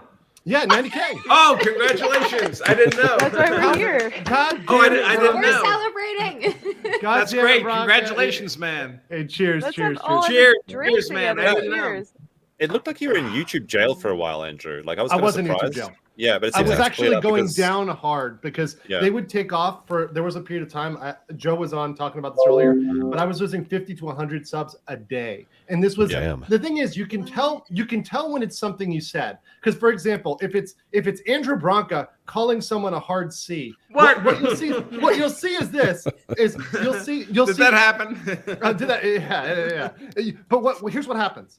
You lose a bunch of subs and then it goes back to normal. Right. Yeah. So you shoot down and then you whatever path you were on before just kind of continues. So if you were on an upward slope, it continues upward, blah, blah, blah. But you don't just lose many over time like that. It's a giant spike and then you go. So that was definitely something on the algorithm side. And when my main mod gets unsubscribed, there's fuckery afoot. I've had that too. It's very bizarre. Or a paying member gets unsubscribed. That's very strange. Yeah, right. YouTube likes to fuck around. Seems like you're up another 500, so 100K might be too far away, which would be great. No, not too bad. Bro, what? Andrew's white? Yes, I know. Sorry, my Haitian heritage, kind of outshines everything else. But yeah, I am in fact white. Here's a question for Branca. Branca, how do you feel about finally seeing Mr. Masterson's face? So that's a great example. So I'm not sure who Masterson is. I think I was on a stream with him and we were having some kind of argument and he was behind an avatar or something. Right. And if I'm going to argue with someone, I want to see what face me, show me what your face looks like. So I was asking him, show me your face, and he wouldn't do it, which is fine. But then we meet at this Nick Fest thing in Vegas. And I walk up to the hotel, and there's a bunch of people outside smoking. By the way, that sounds like a gay orgy, by the way, the Nick Fest. Right. And I guess he was one of them. And everyone's like, hey, this is, Masterson. I'm like, nice to meet you, because I've totally forgotten about the prior, because I don't care. So I was like, nice to meet you. So if I'm remembering the prior interaction correctly, and I'm not sure I am, but when I met him in Vegas, to me, it was perfectly friendly and nice. And I shook his hand and we had a drink and it was great. Well, that's how guys interact, though. Like, you can yell at someone and call them the worst things in the world, and then you can go have a drink with them. It's fine. Like, Yeah, just I don't care. He was in Vegas. Whoever he was perfectly nice to me. I got nothing to complain about. Yeah, no, and honestly, that's how it ends up with me too. It's like, wait, are we supposed to be beefing? Because like I don't really remember. Over like, what? yeah, exactly. Over what? Tell me what again? Like, let's talk about it. Because you find that when you actually meet people, especially face to face, like you just don't have those problems. Like, I mean, Anna, when we met, it doesn't really matter that I didn't buy your drink. Sorry, I'm not sorry. It's like that. It's that okay to buy my own drinks. It's fine. Oh, can you? Are you an independent lady? Who does not need no drink? Boss babe. You've got the Sim credit card. It's all Hey, good. so do you, man. But you were sleeping for Cecil hard, so you bought all of Cecil's. That is true. Hold on, Cecil drinks more than me. They already got you. They already got you, and then of course this one's good too. Oh my god! There's so many good memes over here, and then of course you've got the Gangnam Style, in. That's so bad in so many ways. Hey, I see Little Miss Jacob is in your chat. Little Miss Jacob, I don't know if you saw it earlier when I was on the Nick stream, but yes, if you invite me to your wedding, I will go. Yeah. Ari, I'll send you a link, Ari. I didn't know you were around, so I'll send you a link. You can, if you get married, you got to actually get there. I owe you a drink. Let's just put. I wasn't going to say that. No, I'll say it, Ari. Because I called her out. I said, because she told me, she's like, oh, I got this great boyfriend, this and that. I'm like, all right, but call me when you get the ring. They look like such a gorgeous couple. Yeah, they look gorgeous together. I saw them in a limo. The photo she posted, they look beautiful. It's like models, two models. It is what she does. It is her thing. Speaking of her thing, I was remiss. So, Christina, you obviously, it fucking sucks you've been swatted. And one thing people could do to help you out, because you've been talking about bullshit trials, we've been talking about law enforcement lying, is you've been doing a lot of good work on the Michigan plot, the Kidnap and Kill, your documentary. Yes. So if people want to support her, I will drop her GiveSendGo here in the description. But this is for your documentary. Do you want to talk about a little bit about your documentary and what you've been working on and why people are hating on you? Perhaps why you even got swatted. Play the trailer. It'll speak for itself. It's 2 minutes. I don't want to play the entire trailer. All right, fine. That's a long trailer. All right, just give people the teaser. Go watch the trailer, guys. Okay. Watch the trailer. You can get it from the link there on the fundraiser. You can watch the full trailer, and the documentary is about how the FBI framed and entrapped a group of men in a fake plot to kidnap Gretchen Whitmer, and it's really crazy. Who would want her? Exactly. No kidding. Right. Well, I've been following this story since October of 2020 when the guys were arrested, because I was like, oh, that's a gay op. You can tell when something is a gay op, like just by the look of it and how it's presented in the media. Like, oh, these dangerous right-wing extremists wanted to kidnap Gretchen Whitmer and we're arresting them 1 month before the election. Like, it's so obvious. So I started looking into it, reporting on it. And then as it went through the legal process and discovery came out, it was just so obvious that the FBI entrapped all of these people and framed them. It's very sad, very pathetic. 3 of the lead agents didn't even testify because the government didn't want to call them to the stand because they were all involved in corruption. Mm-hmm. One was accused of perjury in a prior case involving informants. One beat his wife after attending a swingers party in Kalamazoo. That was Richard Trask. And then the other FBI agent, the main handling agent, Jason Chambers, was running a private company, Exit Intel, like a private intelligence firm where he was seeking to profit financially from the Whitmer case. He had this company that was seeking a multi-million-dollar contract with the government to advise them on cases of domestic terrorism. And he's in emails to other agents saying he's reallocating FBI resources for his private company. He needs a big case. His private company's Twitter account is tweeting about having foreknowledge of the case. So it just got crazier and crazier the more I looked into it. And we got to the point where we had the first trial. 2 guys were acquitted. They were found not guilty because it was obvious the FBI ran this whole thing. They used 12 informants, 2 undercover agents. Their story changed so many times. Then they retried Adam and Barry in a total kangaroo court. There was crazy things the judge did, like imposing time limits on the defense lawyers, where they didn't do that for the prosecution. They only did it for 1 day. There was an issue of juror misconduct, where a juror on the day he got the jury summons said something to a coworker like, "Oh, I hope I get on the Whitmer jury. I'm going to hang those guys," or whatever. Then he gets on, he becomes like the jury foreman or whatever. And the judge doesn't do anything about it. The defense lawyers, they investigate it. They have their private investigators look into it. They got 3 people to corroborate that this guy made this statement. And then the judge just has this little private meeting with the prosecutors, doesn't allow the defense to participate, and says, "Hey, did you say this at work? By the way, we have no evidence you did it. You're not under oath." And the juror says, "No, I didn't say it." And there you go. So there's just a lot of crazy stuff that has happened with this. And I guess, I started working with Brandon. He was one of the guys that was acquitted.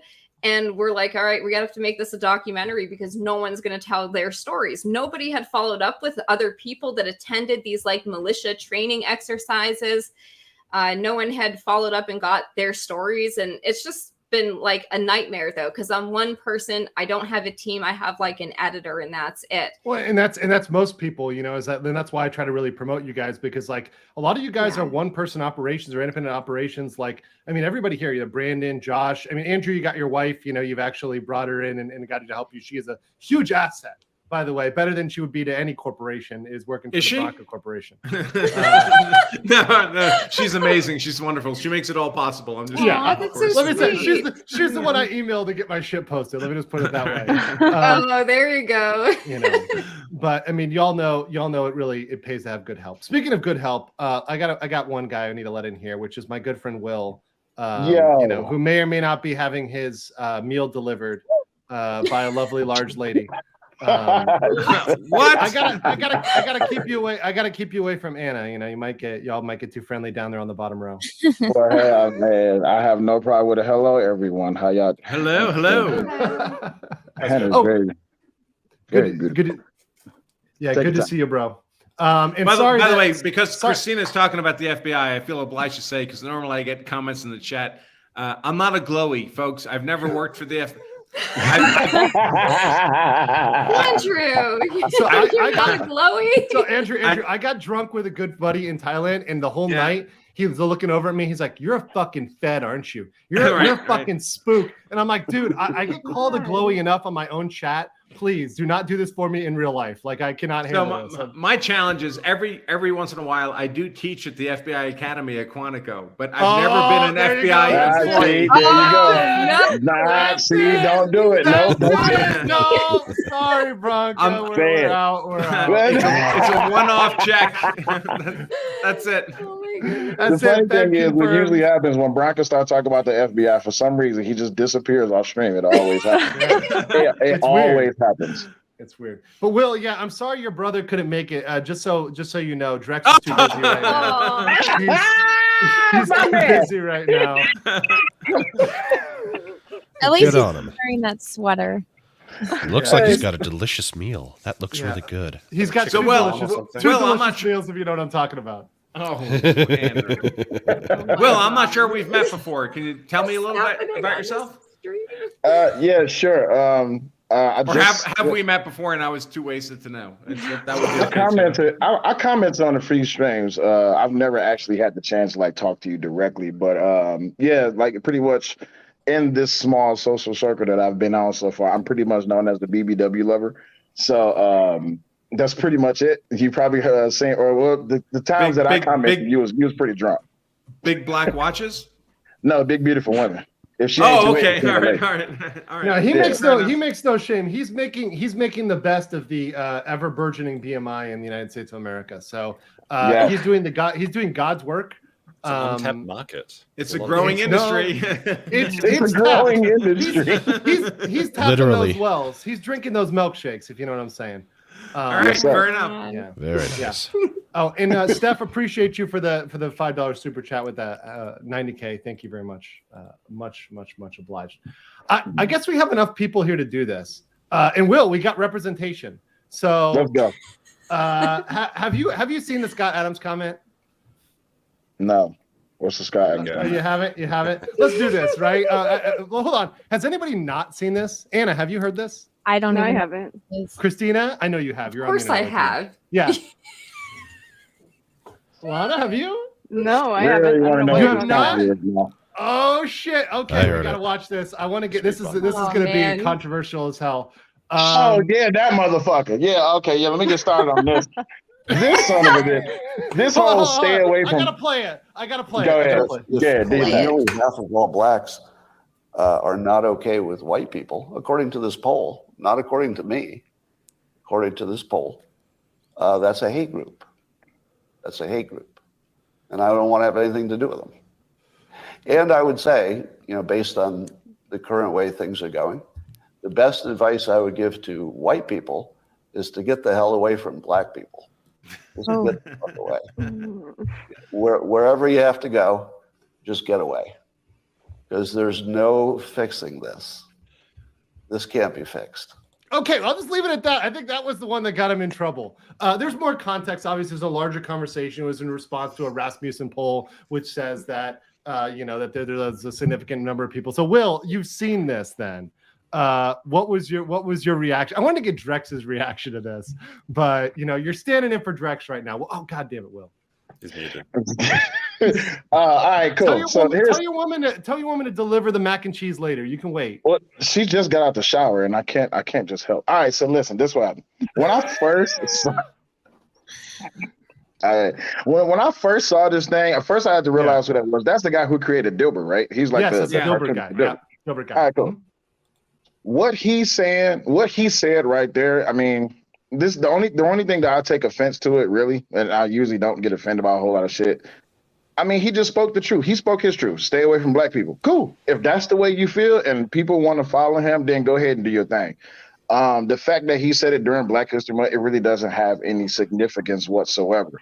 But when the cameras come on, people's true self come out if they not being the character. And that's who he has always been. And quite frankly, is really not doing that much of a big deal. I mean, we always getting famous people, either authors or editors or doctors or judges, whatever. You got a problem with black people, but you don't say shit. The only really thing that I really appreciate about it is at least he told the truth. Fuck it, we don't like you either. Stay away from us. We cool. We don't like you either. Stay away from us. Like, and that's one thing. That's like when Trump got voted in. Like, even though a lot of the shit that he was saying I didn't agree with at first, but at least he spoke his truth. And then now we got this jackass, and he's saying stay away from black people. And all the racism that I've encountered all over the world, I like racism on its face. When racism is shown true to you, like directly to you, it's just like I can appreciate it. Me and Josh deal with that on a daily basis. Where they're like, I mean, it's true, and people try to think, oh no, it doesn't count. No, buddy. Like I was saying, I got kicked out of club because I'm a foreigner. They wouldn't even let me in. I live in a country I'm a 1% minority in the country that I live. And I will say this about Scott Adams. So I don't know his true feelings, but in the context of the argument that he was making, it's actually not as bad as the media is making it sound to say, because you have the clip sounds really bad. The clip sounds really bad. And I will criticize Scott here because he to make a long story short, there was a poll and it's like they asked black people, is it okay to be white? And 25% said no. And I think 23% said they don't know. And then like 48% or 50-something percent said 53% said yes, it was fine. So, yeah. So in the context of 50% of the people in your area, and again, Scott is equating the people that said I don't know to people that said I don't think it's okay. So he's assuming that 50% don't like it. In that context, if 50% of the people around you don't like who you are, you should leave that context. And I agree with that. If I thought that 50% of my neighbors didn't like me or they had malicious intent towards me, I would get away, because I couldn't go to a cake shop and get a cake without them, spitting or cooming in it or something. I couldn't go to the doctor without their pharmacist give me real medicine. Jesus, that's what you do. Oh, that happens. That happens. It happens. That I don't understand. That sounds like a lot of work. Anna, how many coom cakes have you been sent over the years? Like, how many people have sent you things laced with various bodily fluids? I don't want to talk about it. That sounds awful. Yeah, that's Haven't been horrible. sent any sticky dirt or anything like that? So, well, let me ask you a question. So, Sure. Obviously, I'm a super white guy, right? White. Even my hair is white nowadays. Okay. But when I was a young man, I worked as a diesel mechanic. I worked in Harlem, New York, 125th Street, First Avenue. It's obviously a black community. Most of the other mechanics were black. We were all working class guys. None of us had any real money. We just worked on mostly garbage trucks. I mean, it was pretty shitty diesel mechanic work, but we got paid pretty well. I never considered myself anything more than a peer to my fellow mechanics.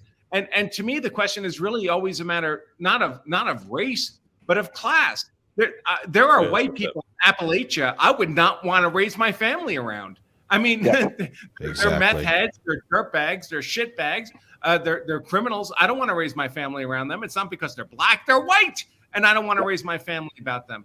And I wouldn't want to raise my family around black people who are criminals either. It's not anything to do with skin color. It has to do with the class. And if it's a middle class community, I couldn't care less what people's skin color is. We buy our cars, we buy our stuff, we don't want it stolen. That's just normal to me. And all normal people want that. Yeah, absolutely. So when it comes down to it, you hit the nail on the head, and actually you hit it pretty goddamn hard, and you told the truth. It doesn't matter what race, nationality, height, skin tone, weight, whatever. It comes down to the person, because I can tell you right now, and I've said this plenty of times before, and it's got me in trouble. I really don't give a fuck. The most racism that I've ever experienced in my life came from the black community. Period. Like I didn't got it from a little bit of everywhere, but it came from the black community. And how long have we been on this stream? Oh, we got 10 minutes. No. 10 minutes, man. We got 10 minutes. Let's do some wholesome. Let me do some wholesome super chats. Let me do some wholesome super chat. SEK says, congrats, fight milk today. Yes, we're gonna be drinking a lot of our fight milk. I know me, Josh, and Andrew have definitely been on that fight milk. Ladies, you gotta catch up. You know. What is fight milk? You know guys what haven't it is. seen It's Always Sunny, but anyways, drinking is the substitute today. If you haven't gotten there, we're into at least what, Josh, you've taken about 3 Nika shots? I've taken 2 shots of Nika. This is what I'm drinking. So for my fellow Nikas, if you like it, I'll open the poll again. If Andrew gets another $100 super chat, I'll take another shot. Okay. All right, $100 American dollars, not these Canadian dollars, not these Australian dollars. I'll take yen or won equivalents. I got some trips coming up. Come on. I mean, come on. And Hunt says right here, bigger question on the Drex pick. We see a hand, but where are the feet? Is that smile he's wearing because they're in his warmer? Oh no. That is not wholesome. That is not wholesome. I will with my locals here. Leli sent $10. I'm not sure how to super chat on locals. Never tried locals. It worked. Congrats, 90K subs. Hope you achieve this despite YouTube's crazy censorship. Thank you very much. Hunch says, congrats on 90K down here in North Point, enjoying the great weather. By the way, any good bar recommendations? Ooh, I have to think about that for North Point. It's been a while. And then Ben says, good evening, Mr. Bronca. And it goes, the only possible motive for the Murdoch case would have been the family annihilator concept. The alpha male about to have his downfall. What do you think about that theory for those who've been watching the Murdoch case? Do you think he would be annihilating his family? He loves his family. I can't keep up with it. No. Yeah, it is really slow. That's part of my problem too. I don't buy that theory that he was on his way down, so he was going to kill everybody so they didn't have to go through it. Like, I don't believe that either. That's a fucking shit motive. And then what about the other son? Right. He clearly fucked up because he didn't get Buster. Like, if that was what he was Buster Brown. Yeah, who's testifying for him? Who clearly believes that he wasn't going to do that, because if he was, he would have been like, I'm scared for my life. My dad's going to fucking shoot me. You know, right. if that was a thing. Well, when they really want you to believe one thing, but it's like, I don't know, there's a lot of room for, something else to have happened. So because they're forcing you to believe that this guy murdered his family, I'm just like, I don't know. I feel like there's a lot of other people that could have done it. It feels forced, right? And if it feels forced, that feels contrary to guilt beyond a reasonable doubt. It feels like they're trying to force a theory upon you. Well, the fact that they're not even really looking at anything else, they're just like, it has to be this. I'm like, but what if it's not? You know, like what if all these other people that just did a documentary about how much they hate these people probably went and, you know, could have done it? Or I don't know, some of the people that he stole money from could have done it. His son killed a beautiful young woman, right? Allegedly in a boating accident. Right. So people believe that. Who knows if it's true or not, but there's reason to believe people would hate the son for that. He stole millions of dollars from people, his family, his law partners, poor people who were injured, who were his clients, who desperately needed that money. He stole their money. There's lots of people who had reason to hate him. And all those people had reason to hate him. The last person in the world they'd want to kill would be him, because that guy is the money fountain. That guy was making $1 million, $5 million, $10 million a year. If he owes you money, you want that guy working. You want to pimp that guy. You don't want that guy dead. You want that guy making money for you. If he's dead, you never get made whole. Well, yeah, you gain nothing by killing him. Has a vendetta against him, so instead of killing him, they killed his wife and his son. That's what it makes sense to me. That's what I think. Probably. That's what they do in every single movie. I know that sounds, you know, cliche, but I mean that's not Top Gun. It happens. But at least if you make it a movie, plot, they can be something you can buy. This isn't even a shitty movie plot. This isn't even like a B movie plot at this point.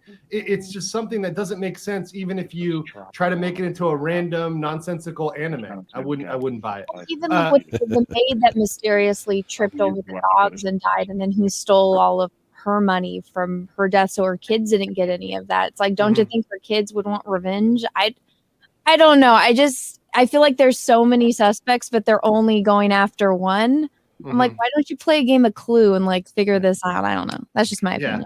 If Alex Murdaugh owed me $2 million, the last thing I'd want him to do is lose his law license. That guy was making a lot of money. He was a money making machine. If he owes me a couple $1 million, I want that guy working, making and stealing money. I mean, that was the whole thing. Like he was. Yeah, but I have guns. He's not stealing my money.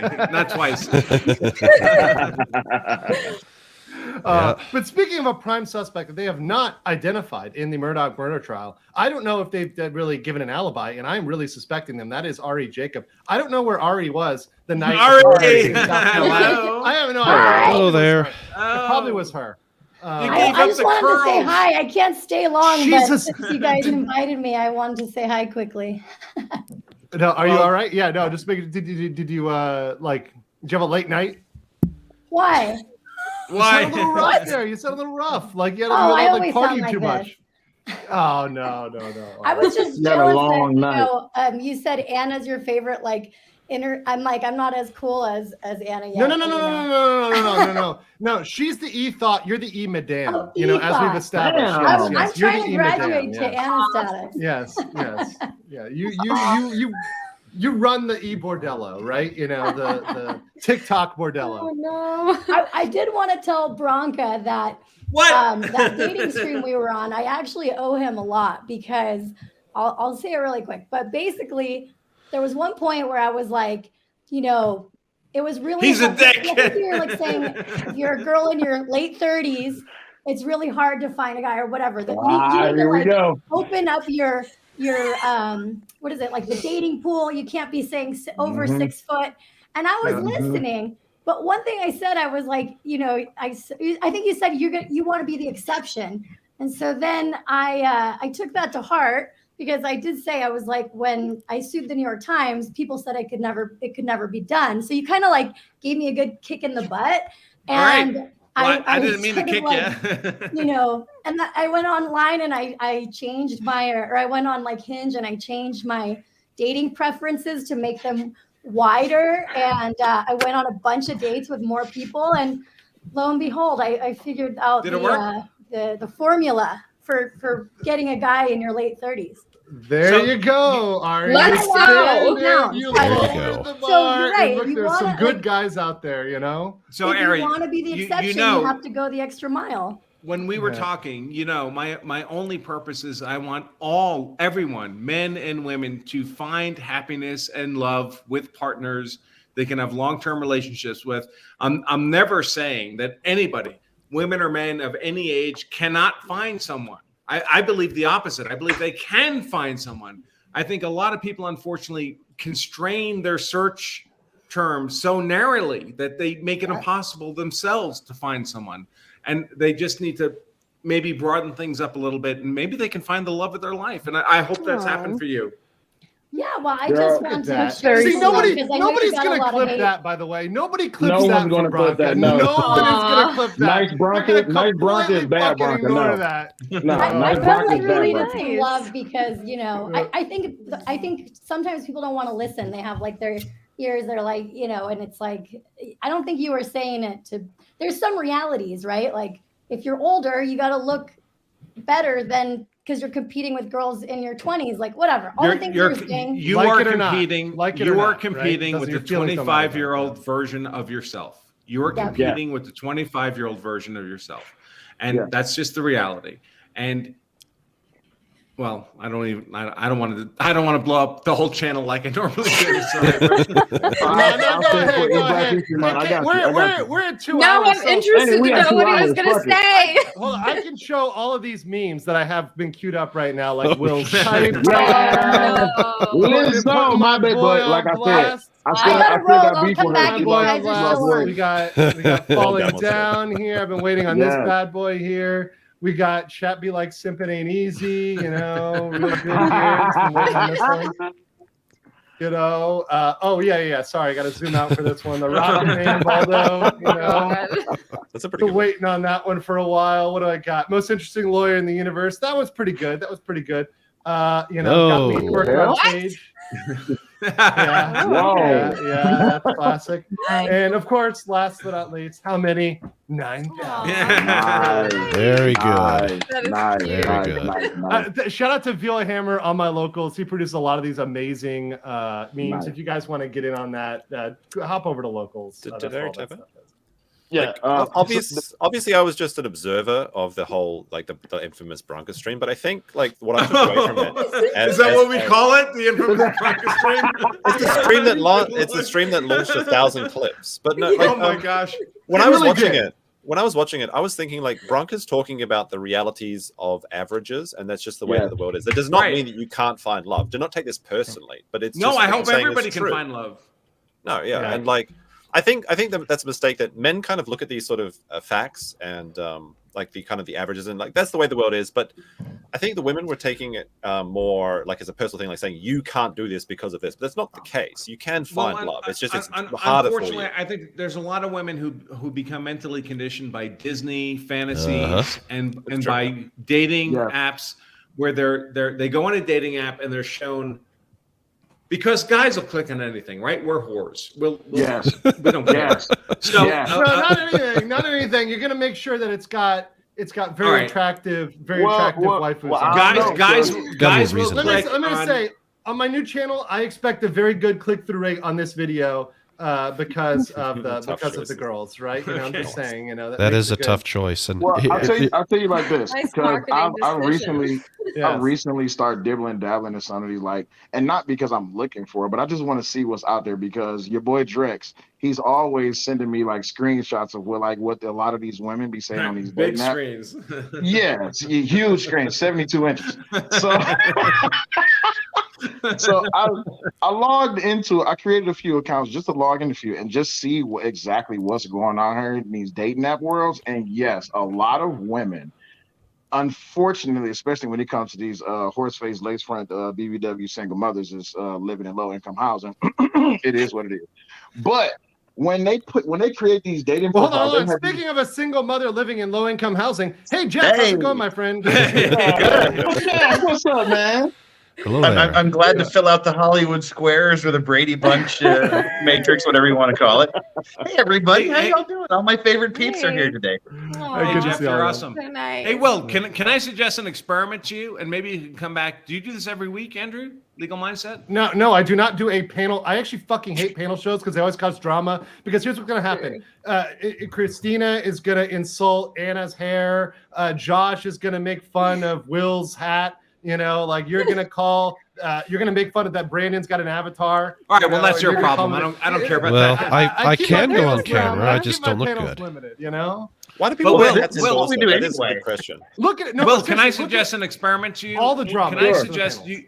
can you start open up a Tinder or Hinge or whatever, or all of those, but open up profiles as women, as a young woman, 22-year-old woman, and see how many positive swipes you get as a woman compared to as a man. So dig this, and right? make sure you save all the dick pics you get too. Listen, it's gonna be tons of tons of dick all up in the DMs. What But the goes thing, what I through noticed men's about heads when they send stuff like that? Do men think that women like seeing stuff like that? Some women do. It's some do. The reason is that as a man, you have to send out so many messages that you don't get responses to. You get into these situations where you have nothing. There's no negative to sending the dick pic because like she's either going to ignore you or you're going to get the hell no. What do you lose by sending a dick pic? Okay, but look, you're giving I don't do this, but I know why men do it. But here's the thing: you just can't send a standard dick pic. You got to get creative with it, right? You got to you need a ribbon, right? Yeah, you got to like make a slow mo video. You know. Lord. Dress it up like a gun. Have your gun next to your gun. You know what I'm saying? Like, you know, just have two weapons. Women need to understand this, okay? Like, if you're a guy and the woman stops talking to you, and if you don't get a girl's number within 3 or 4 messages on a map like this, you've basically lost the game. You just give up. So you've got no chance of getting with this girl anyway. So if you send the dick pic, maybe you've got a 1 in a million chance to get a positive response. But that's and the guy thinks better than zero. And he's like, well, I have a chance. It's better than 0. And like, I don't send dick pics. I'm going to say, I just don't do it. But I know why men do it. Well, it's just because why not? There's no reason not to. Poll in the chat. The eggplant pic. Do you send it? No way, or only if she's cute? Always send a dick pic. Always send a dick pic. Sorry for being here for 30 seconds and derailing things that I always do. I know a guy that does send dick pics, and it has worked for him 3 times out of probably hundreds of times. And for him, that's a good enough ratio. But when it works, it actually works. Yes. Yeah, when it works, it works. Oh, come on, ladies. You know that sometimes you just want some D. Sometimes that's what you need. No. Oh, there we go. A picture of it. Committed relationship with a ring, Bronca. If there's no ring, they will not engage in any intercourse with you. That is absolutely not true. false. That's so not true. Okay. Here's the thing. So sending the dick pic is just like fishing. You pretty much throwing it out there. It's fishing, right? Yeah, you're throwing it out there in the hopes that you'll get a bite, right? With your pole, yes. You're using your pole, yes. Yeah, you lose nothing by sending out a dick pic. You absolutely lose nothing because all these girls aghast at the dick pics all do Instagram photos with their boobs hanging out. Every single one of them. I'm just asking what goes through a man's head prior to sending it to, because I have female friends and none of my friends have ever said that they enjoy receiving these. Okay, well, I can tell you what goes. Honestly, I think it's the fact that men, we're hopelessly visual creatures, and we just assume women are too. I think you're right. I think you're like, oh yeah, well, if I want to see titties, like I should just send this to her. And it's yes, yes. Always send dick pics.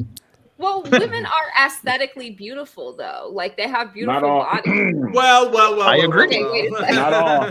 Hold on. According to Fat Andy, you're hot, not beautiful, right? So we gotta much like for the middle row there from Fat Andy. Like Lori Lightfoot. We have a very finely selected group of women here. You're all gorgeous, but I'm not. You're all nines. I feel sorry for the piece of dick that's fucking Lori Lightfoot. Not all women are beautiful. Will, you know somewhere there's some guy going, show Bob, milk truck arrive, open chest. Are you a lesbian? Oh, she's an extreme lesbian. She's a full-on CRT, DEI lunatic. 100% dyed in the wool. Yeah, and she's a dyke, but the truth and not is, a good-looking dyke, the nasty dyke. Some women are so fucked up that the dating market is just non-existent for them when it comes to men. So the only thing they can do is get orgasm by going lesbian. Yeah, but how lesbian do you have to be to go after her? You have to be severely. Your life would have to suck so bad. You would have. I'm sad I missed Ari. Yeah, so Ari just had to bounce, but she said meme copium is 100% correct. After that stream, I changed my approach and accepted the data to find the right formula. I met someone in 3 weeks. It's a numbers game. I had to give more of a chance. Met a stud. That's awesome. That was me. That was me, folks. That's awesome. That was my recommendation. There is Yeah, one thing. screw Andrew Tate. It's Andrew Bronco's the one we should be listening to. Well, and that was after he dropped a hard C, you know, and good things could come from that, you know. And I couldn't be happier for her. I could not possibly be happier for her. I didn't think anything you said was that offensive that night. I thought it was pretty. No, it's pretty offensive. No, but I mean, even I'll say you are in that category. Like, if you're a 30-year-old woman, then yeah, it's probably offensive to you. But generally speaking, what the advice you were giving was pretty spot on and pretty accurate. I don't mind if she's 30. I don't mind if she's a granny. If she's a granny, then I'm right there with her. I don't care if she got one leg in an oxygen tank. I'm right there. The difficulty is that for most men are worthless at 20 or 30, and they start to begin wealth after that, and they become more valuable as they get older in terms of being able to provide and protect and provision a family. But the reverse is true for most women. Most women, they're most attractive and most fertile and most amenable to men, less confrontational when they're 20, and they become less so at 30 and 40 and 50 because they've been burned through a shitload of Chads and Tyrones and Pookies for 10, 20 years. Don't forget Ray. Don't forget Ray. You can't forget Ray. Ray comes in too. He's third round. There's an X graph that tends to happen in terms of aligning interests between what men want and what women can provide. And unfortunately, a lot of women have been taught, indoctrinated that they can wait as long as they want and before they seek to find a permanent mate. But a lot of them wait until it's too late. To a point where they're not competitive anymore with the high value men they want. They can always find a man. Women can always find a man. It takes nothing for a woman to but if you want a top man, a top 10%, 5% man, that guy gets to pick. I mean, he has choices, and he's not going to choose someone. I mean, it always sounds rude when I talk about it, but if he can choose a 45-year-old or a 25-year-old, he'll choose a 25-year-old. We know what it is. It's just people get mad about that, being like, people who are very wealthy and successful are choosy. Why do they hate on Leo, right? They hate on Leo because he gets to smash 20-year-old girls all over again, and they wish they could do that. And let me say, before you continue, you can make an argument, though, that he's using those young girls' best years, their most fertile years, and then just discarding them as they're older, and now they can't. But do any of them not know that? They're not being discarded, though. They enjoyed the experience. They're dating. No, I know that. I'm just saying you can still say that he's still what he's doing is morally wrong, and he should understand that. I mean, hold on. Here's the thing. It's their fault because they're the ones getting into a relationship with him. But maybe they're not mature enough mentally at that age. He knows exactly what he wants. And he's like, I'm going to date you from here to here. The second you want to get serious, you're out because I only want to have fun. He doesn't date him till 30. Christina, I'm sorry, but we got to give women personal responsibility and accountability. If they're asking for it nowadays, they got to have that. I just think back to like how dumb I was when I was in my early 20s and I was such an idiot. Don't get it twisted. I don't know a guy who does it more honorably. Don't get me twisted. That's true. But they still have accountability because the thing is, if we're gonna put us responsible for them, they need to be accountable. They need to be accountable for their actions, right? Because we're accountable. I just take an issue with too much bad behavior has gone rewarded. About women that have been run through, and it's like you guys are the ones that ran through them, though. You know. But they opened their legs, though. I mean, that's implied that but they opened their legs, though. They did it consensually, Christina. It's not non-consensual. They were not bamboozled. They were not hypnotized. They were not, me too. Men don't No, they were choose propagandized, though. They were told to be feminists. They were taught that they needed to be independent career women, not by men, by the education system. But I'm still saying you have to have some compassion for women who have been completely indoctrinated that don't know women better. Taught them that. Yeah, women taught them that. Which is why, Mr. Bronca, I appreciated you saying what you were saying on that stream because it's objectively true. But I have a And listen, problem with, I think there should be some compassion for these women who were lied to. Oh, I have compassion And then for change everybody. their I even minds have when they're compassion older. for people on death row. I I have will fucking compassion tell for all them. kinds of people. But I'm not going to say they made Okay. good life choices. That's a different question. Yeah. Well, And it's Leonardo a two-tier Leonardo thing. DiCaprio is the kindest dater I could possibly imagine. He doesn't date these women till 30, 35, when most of their eggs are gone and they don't have a reasonable prospect of finding another mate and having children. When they hit 25, He he does says, cap it at 25. That's I free you. You're free to go. Be free. Be They're free. still completely she's fertile. 24. They're beautiful. They have plenty of prospects to find another man. He actually releases them before their value of youth is gone. Hey, she's 24. She turns 25 next week. She's on her way back home. Like the Return to Nature program. Yeah. Oh my god. But it's a two-tier thing. If One, he they kept get them to say, until they were I 35, banged I would hate DiCaprio. Yeah. One, they get to say they banged DiCaprio. And then 20 years from now, they get to file a lawsuit and say they were groomed. That's true. Well, that's a 20-year Pretty problem. much. Leo That's a does not 20-year look problem. like he did in Romeo and Juliet, okay? It's not 1998. But he's got or the money, whatever. though. He's not like young and hot anymore. He's So don't He's date got the him. money. He's not. They still take him. Don't He's date got him. the I money. know. They got the money. Money though, And he's anyways. got the clout. And honestly, Listen, it's I funny turned how him down. a drop of clout just sends it through the roof. That it So does. the thing, when it comes down to it, I'll say this, right? And this is something. Don't chop my head off for what I'm about to say, okay? We're gonna chop it out. Here we go. Oh, no, They're I'm not, coming. no, I'm not talking to y'all. I'm They're talking to coming. her. I'm Do talking it. to her. You can do Okay, it. so I'm talking to her. But what By the way, I'm let me about say to this say, real quick. Some states do have laws against penis pictures, so be careful with your junk, guys, when you're sending out those pictures. Be very careful. Always be careful with your junk. Be careful with your junk. Just saying. hey, in Continue, Alabama, it's illegal to get oral, but that's Alabama. But come on. I'm not bullshitting. All right, but what I was about to say was, so when it comes down to it, right, and I say the same thing to men as I do to women. Bad behavior should not be rewarded. It should be held accountable in all standards. So when it comes down to it where, Christina, this is nothing against you. I'm just saying this because it's something I always say.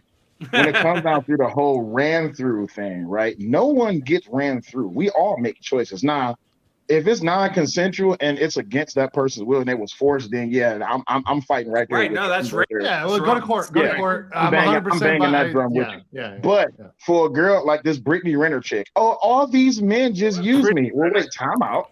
You opened up your legs to all these men. Like none of these dudes would put a gun to your head. Right. Well, so Are you talking about the cop from? She's gross. Okay. I have some choice words for her, but I'll get Andrew's channel shut down, so I won't say what I want to say. Megan? Oh, For over Megan, 2 the hours. one that's in run through? That one who's suing right now? Yeah. Yeah, the former police officer. That. For Oh, her, listen, you know I'm going what to talk I about that on my mean? stream. Listen, we that can chick, talk Can't about say this, it. but that Wow. chick, I really feel bad in that case. She can. The I don't husband feel standing bad by for that it at all. woman. Oh my Oh god. my was god, out did you there. see the husband? He's the he literally looks like the the walking soy cuck meme. meme. Yeah. Beta bitch. He's a physical representation of what a cucking is I simply. saw that- $100 He's actually shaped like the letter B. Right. That guy, that dude is why guys like us don't worry about meeting women. That's right. Because Yeah. that's the competition. Here you go. Oh. Look at this guy. I'm putting together a team of people with Who's the special bottom abilities. All the best ladies she here. literally looks like Right Morty is from Rick and Morty. Carolyn Ellison. Harry Potter must not return to Hogwarts. Sam Bankman. Master Lord. How dare But she should get a medal. She was doing a community service. I really want to know. She I was really wanna servicing know the what the- community. That is very true. She was servicing the To community. protect and She should serve. get a medal. Oh, Yeah, that's she so bad. protected and served. And then now for her to come back out and say, "Oh, I was sexually groomed." You wasn't sexually groomed. You put that pussy on the dashboard and you said, "Hey, run this run this speedometer all the way up." And at I the think end of the day, I'm pretty sure that was a code 69 right there. there you go. It's a code 69, and all the police cars ran back to the station because they knew that it was a team building exercise going on. So, Well, that's one way to put it. It was just so sad that when they showed the guys that were involved, they had the K9 unit and his dog in the picture. I'm like, oh god, no. Oh God! Not the K9 unit. And no. at least we knew when she called on the just radio, not- everyone had to come running. Oh, come on now. Seems That's funny. Jeez. Yeah, that's funny. But I'm gonna have to jump, guys. I really appreciate you. Hey, Will. Hey, Will. Hey, Will. Nice meeting you, Will. Good to see you again, Nice Will. to meet you, Will. I actually have to Hey, Will. run too, guys. Keep those harpoons sharp, guys. You're leaving thanks so much too? for joining. Yeah, I gotta feed my dog dinner. You just reminded me with that, unfortunately. God. But I'm sorry for Legally, reminding you. legally blonde has looked like she's in medical shock ever since I came on the show. She's been not You know, at I all, didn't- not at all. I didn't All tell her right, what it she was nice getting in meeting for. some I of don't think you, she's and been on good to this. see. very pleasant meeting you. Follow her over here on Twitter as well as her podcast, which you can get here by clicking through on Spotify. She does an excellent job of covering Great the cases, podcast. whether it's the Amber Heard or the now the Murdoch trial. So definitely give her a follow. She's been great. Thank you so much, and I will see you Thanks, very guys. soon. We're talking more about the Murdoch trial after the case. And Bye done. bye. Bye bye. Yeah. See you ya. soon. Nice to meet you. Take care. I'm out of here. Yeah. All right. Nice let's to meet offend you, some more Will. people. Nice to meet everybody. Well, So much fun in the learning so many post-departure- things. In the post-departure cigarette break, I just want to say, Andrew, congratulations on 90,000. Yes. The guy that pulled me so much. kicking and I got screaming and drunk into doing this in the first place. I just passed 35K last night. Awesome, brother. Which, it's your fault for getting me into this. Yes. I got both soju's on tap, the Huayo and the Chamsil, right? So I've got Nice. both. So you've got all of it in here. So this is cheers to you, my fellow Korean brother. I'm glad I dragged you into this shit. And thank you all for riding with me. Whether your channel is at 1,000 subs like Brandon, or whether you're up there in the stratosphere like Anna with a legion of what do you got right now? She has 200 minions. 242K simps. Wow, nice. Please, guys, if you're not simping for Anna, Wow. please just go over and simp for her real quick. It helps us all out. Rising tide rises all boats.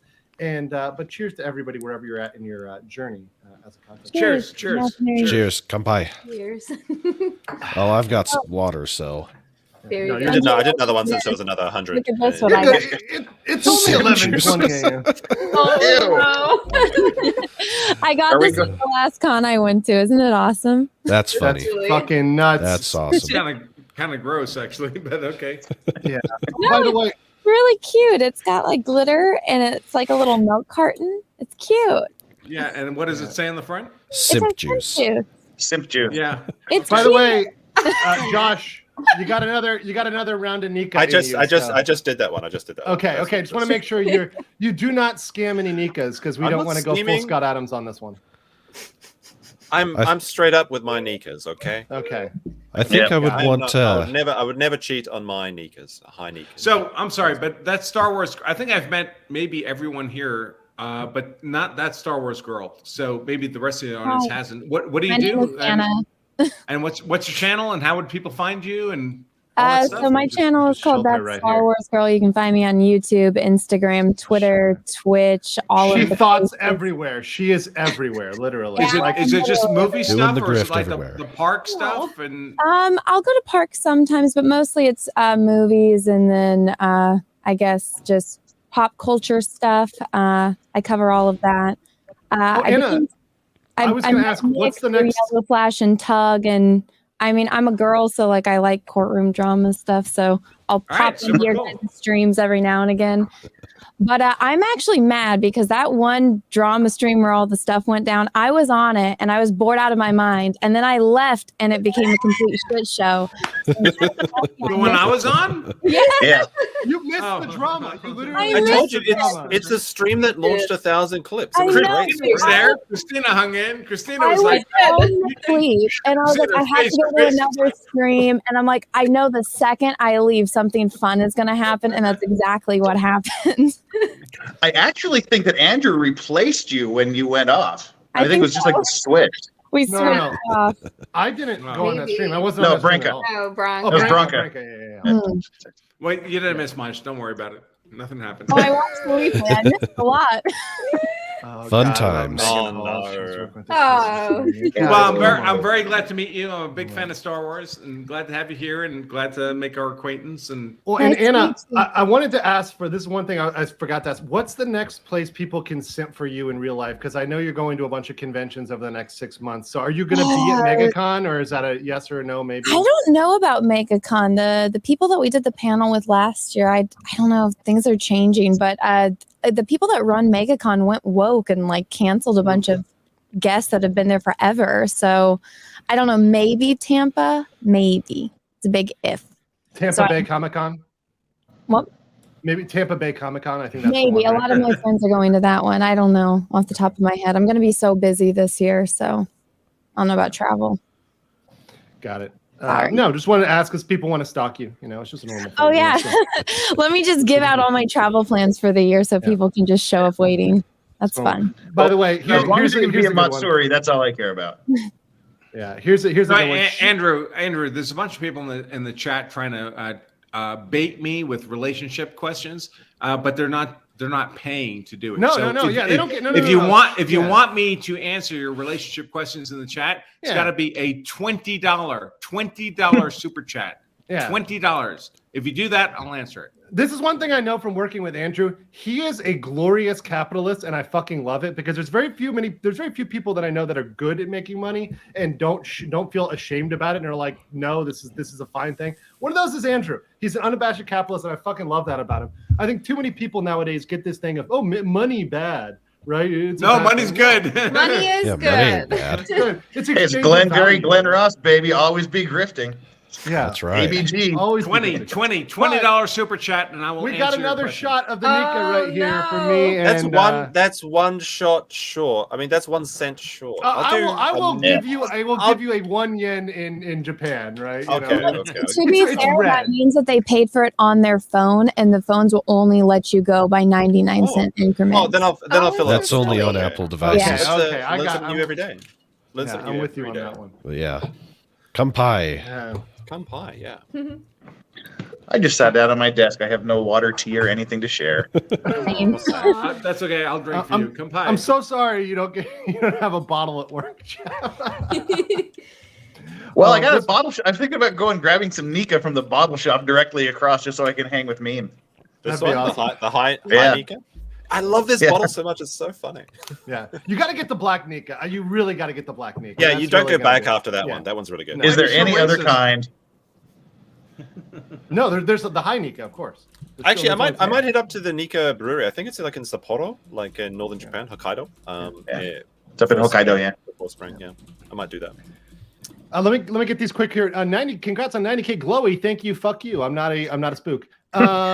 Nancy says 999. Thank you so much, Nancy. Appreciate the OGs who've been with me since the beginning of the channel. I'm at 90K, but I don't forget the people that have been here since I was at 100, and I know Nancy's one of those people. So thank you for that.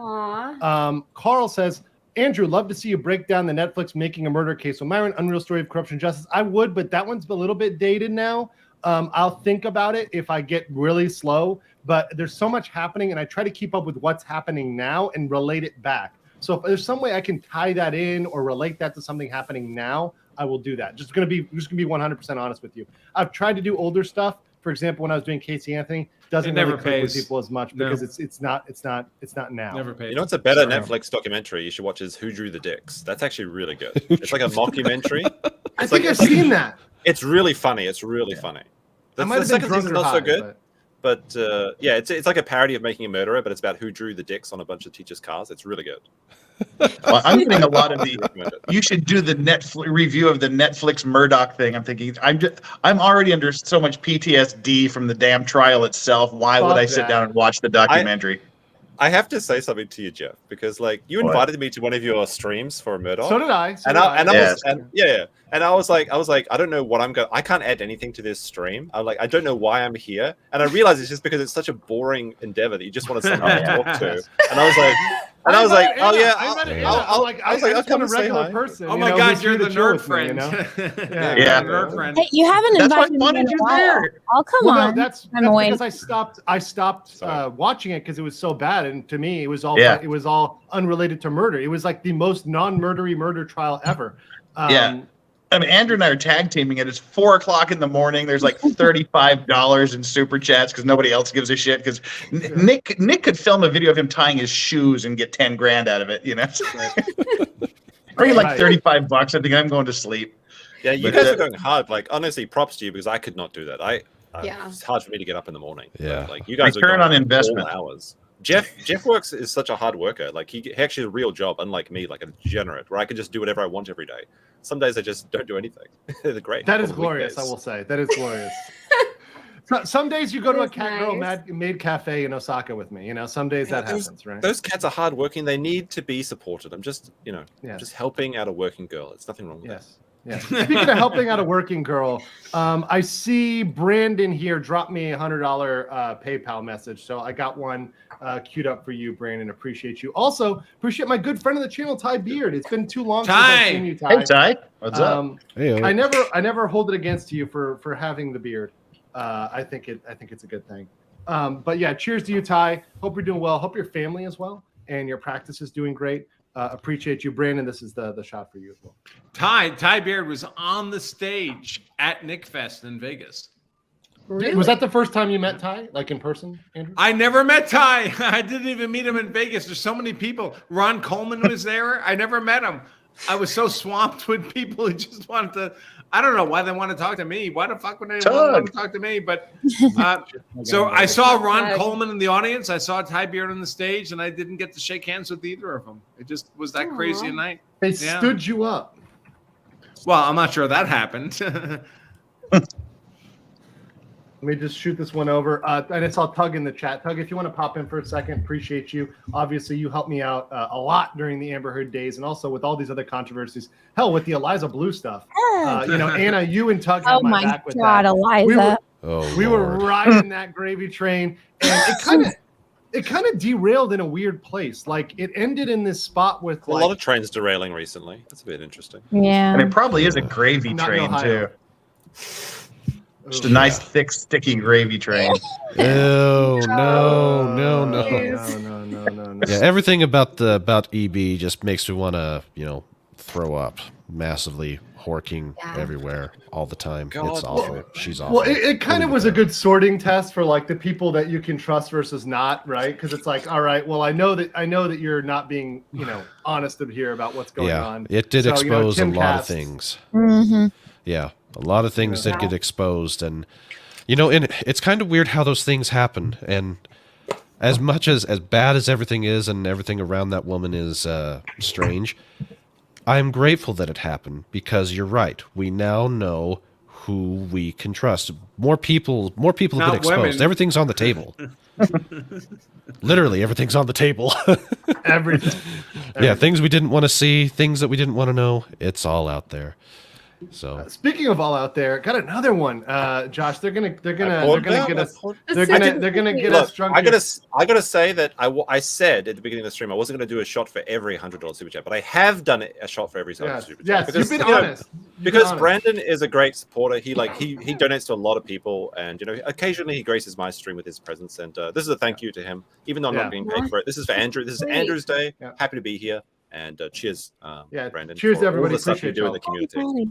What time is it there in Asia for you guys? It's 11:30 a.m. Oh my gosh. We started drinking at 9 a.m. The rest of your day is shot. I've got like a full day of work to do today. But that shit ain't happening. Speaking of shit that's happening, the pickle. What's going on, Tug? Good to see you. Hello there. What's up? What's up, brother? 90,000, man. Congrats, dude. Thanks, man. I learned, a lot of it is because I learned from people. I mean, I talked about learning from Nick, but also learning from you. And one of the things that I love about you and the way that you cover content is you really dig in and you give people the details, right? You dig in on a topic and you go deeper than the surface level. And that's something that whenever I look at like the topics that I'm going to cover, I'm like, how can I do what Tug's doing? And how can I go a little bit deeper, have the information on call, have it ready to pull up when someone cites something that's bullshit, just be right ready with the response on, hey, this is crap, this is complete BS, here's the answer and response. So I want to say I really appreciate how much I've learned from you and how you've done things, particularly during the Amber Heard trial and with this Eliza Blue bullshit. It's the Eliza Blue stuff, man. You talk about a crazy situation. That was nuts. Yeah. I'll tell you what I love about Tug. What I love about Tug is, folks, if you ever think about attacking Tug or his family, he's going to grab you by the throat and strangle you until you are dead. he will never let you go. He will kill you. And I admire you, man. That is exactly what I would do. More power to you. Every time I see it, I'm like, yeah, go, brother. Yeah. Hey, man. As I've said, if you want to come here, if you want to come here for real, my doorbell it reloads. It reloads. The best quote. The best quote. By the way, people sending me the great Eliza Blue memes here. The 19th Amendment and its consequences. Oh gosh. Oh. So gross. Don't do that. Oh no! And then we got. Oh yeah, this is not Soul Train. Unrelated. There's Unrelated. the K9 unit. Yeah. Like Eliza's got a bit of a dump truck, if we're being honest. Like, well, that was what got her in the music videos, right? It was Yes. that dump truck and shaking that dump truck for other people, which I thought we're not supposed to shame people about. I thought we're okay with that. So I don't know why anybody. would do that. sex work is real work, but don't talk about my real work. Apparently. Yeah. By the way, fuck you guys. Memes are good. It's great. And so, Tug, what have you been getting into lately? What topics have you been covering and looking at on your channel? And I've been looking at that Marilyn Manson case a little more. I Some mean, YouTuber obviously, yeah. I think the Marilyn Manson case, particularly after the Smith line declaration, I read through that the other day. I think that definitely opens things up and definitely changes the narrative. In terms of having concrete something. For me, I look at something we have concrete on the record with the court, and that's something that we now have in writing, and then you just go off of that, and the bricks start falling away, the story starts collapsing. I'm also grifting off of Ricada's lawsuit. We don't talk about that on this stream, Tug. No, I love it, man. Yeah, Monty DMCA'd me. Did he? He hit me on local. That son of a bitch. What? Yeah. So I found a video. And Nick said, "Well, he's threatened me before," and I was like, "Really? I've never seen that video." So, sure enough, I found 8 minutes of threats towards many people, and I posted it on Locals, and he DMCA'd it. Wow. He's like legit insane. No, what's awesome about that is, so he can't deny ownership of it because he DMCA'd Right. it. He was like, "Yeah, that's mine, baby." I made those threats. That's right. Yeah, and once you do that, you're in. You're in. Oh, this I don't think this reaches the qualifier, right? But we'll put it this. This is not a dating question. So, Bronco, you've been acting drunk all day. What color was the pill Nick made you take? No, just not all day, just from this afternoon. Oh God, here we go. Let me get this here. $10 from the Pie Baker. Congrats on the milestone. Do you have an ADA compliant special officer yet? If not, are you taking applications? Hell no. I don't do any compliance. That's why I'm abroad, because I can say fuck you to all those regulations. We got Max as a bit of a we got Max as an intern for the ADA associated retard. We had 100K. The autistic retard of Japan. We got to be specific. Deha Ko says, congrats on the 90K. Informative, entertaining community built around the channel. Learned a lot about the legal process, anime, dating, and all. Great. I'm glad you've learned about a lot of shit That's that awesome. you wanted to learn about. I try to educate people on things they're interested in, and I only cover topics people are interested in. If I cover a topic and it fucking bombs, I'm like, all right, y'all don't give a shit about that. I'm doing something else, because that's what you guys want. It's what you guys are asking for. So I try to stick with what you guys Absolutely. Mud democracy. Mud democracy. Hey, listen, the Republic died a long time ago. We got to stop pretending about that. Studio say congrats on 90K. You earned it. Not a glowy says congrats on 90K. I'll leave the rest in the Fed office. I'll let the Fed office know. Appreciate it. Not a glowy. And then we got, God damn it, one more shot. Best Logic. My name is Brandon. Says I live on the East Coast of the grand old USA. I can't be everywhere at once. Meme. But when I show up, we have fun. No, very much. Yeah, I've got a pretty bad time zone, but I have fun with hangovers at 3 p.m. I've got to do. I'll tell you, I like this time frame because Back in the day, and in the last part of high school and first part of college, I did midnight to 6 radio, and which is essentially the same time that I'm doing in the States. This early morning stuff. You get the crazy people, the people that are staying up late, the people that are working, and the people that are getting up early, and they're all the greatest people, especially the people that are just nuts for being up at that hour. I love the time slot. The fun stuff, I the mean, fun things, the I always interesting have fun people. when Brandon shows up. But you were talking about drinking because of Nick. You know, I went to Bubba Fest, and I ran into Where was Yellow. that? It's What it's a is that? Tennessee freaking comic and manga or anime convention. I think Bubba that's the Fest. first convention that Nick and you guys showed up at, right? I remember that. Like a long time So ago. Nick was there, and Yellow Flash was there, and oh my god, man, they drank all night into the morning. Oh Lord. It was something. I was just with Nick in Vegas, and we drank from 8 p.m. until 6 a.m. the next night, which is a solid 10 hours. And the passengers on my flight home the next day were not happy with me. Well, that happened to me at Matsuri. Like, I remember, Anna, you were in the room when I was drinking with like you, Camelot, and Mr. Bigums, and like we were in Cecil's room, and Cecil passed the fuck out. You know, and we still were drinking till like 6 a.m. And when I'm like, you know, I probably should leave before he just wakes up in the morning and people are still in his room, you know, talking and drinking. As I said, I can't wait for Matsuri this year. And actually, let me give Jeff credit. Whenever Jeff comes and hangs out with me in Korea, every single fucking time this guy goes the whole night, I'm like, yo, I want to go to bed. Like, I got a bed over here, like you know, a couple stops away. He's like, motherfucker, we're going till the train starts in the morning, which by the way in Korea is 6 a.m. I think it's similar in Japan, right? First, like 5, 6 a.m. in the morning. So we always go all night, every single time. Busan, no difference. Point of personal privilege. When are you two cunts coming over to Japan? This weekend, but I'll be back again many times. I mean, Japan is right there now and it's open. So. Jeff, what are you doing? I've been waiting. I'm getting there. You probably seriously, probably the beginning of next month or late this month.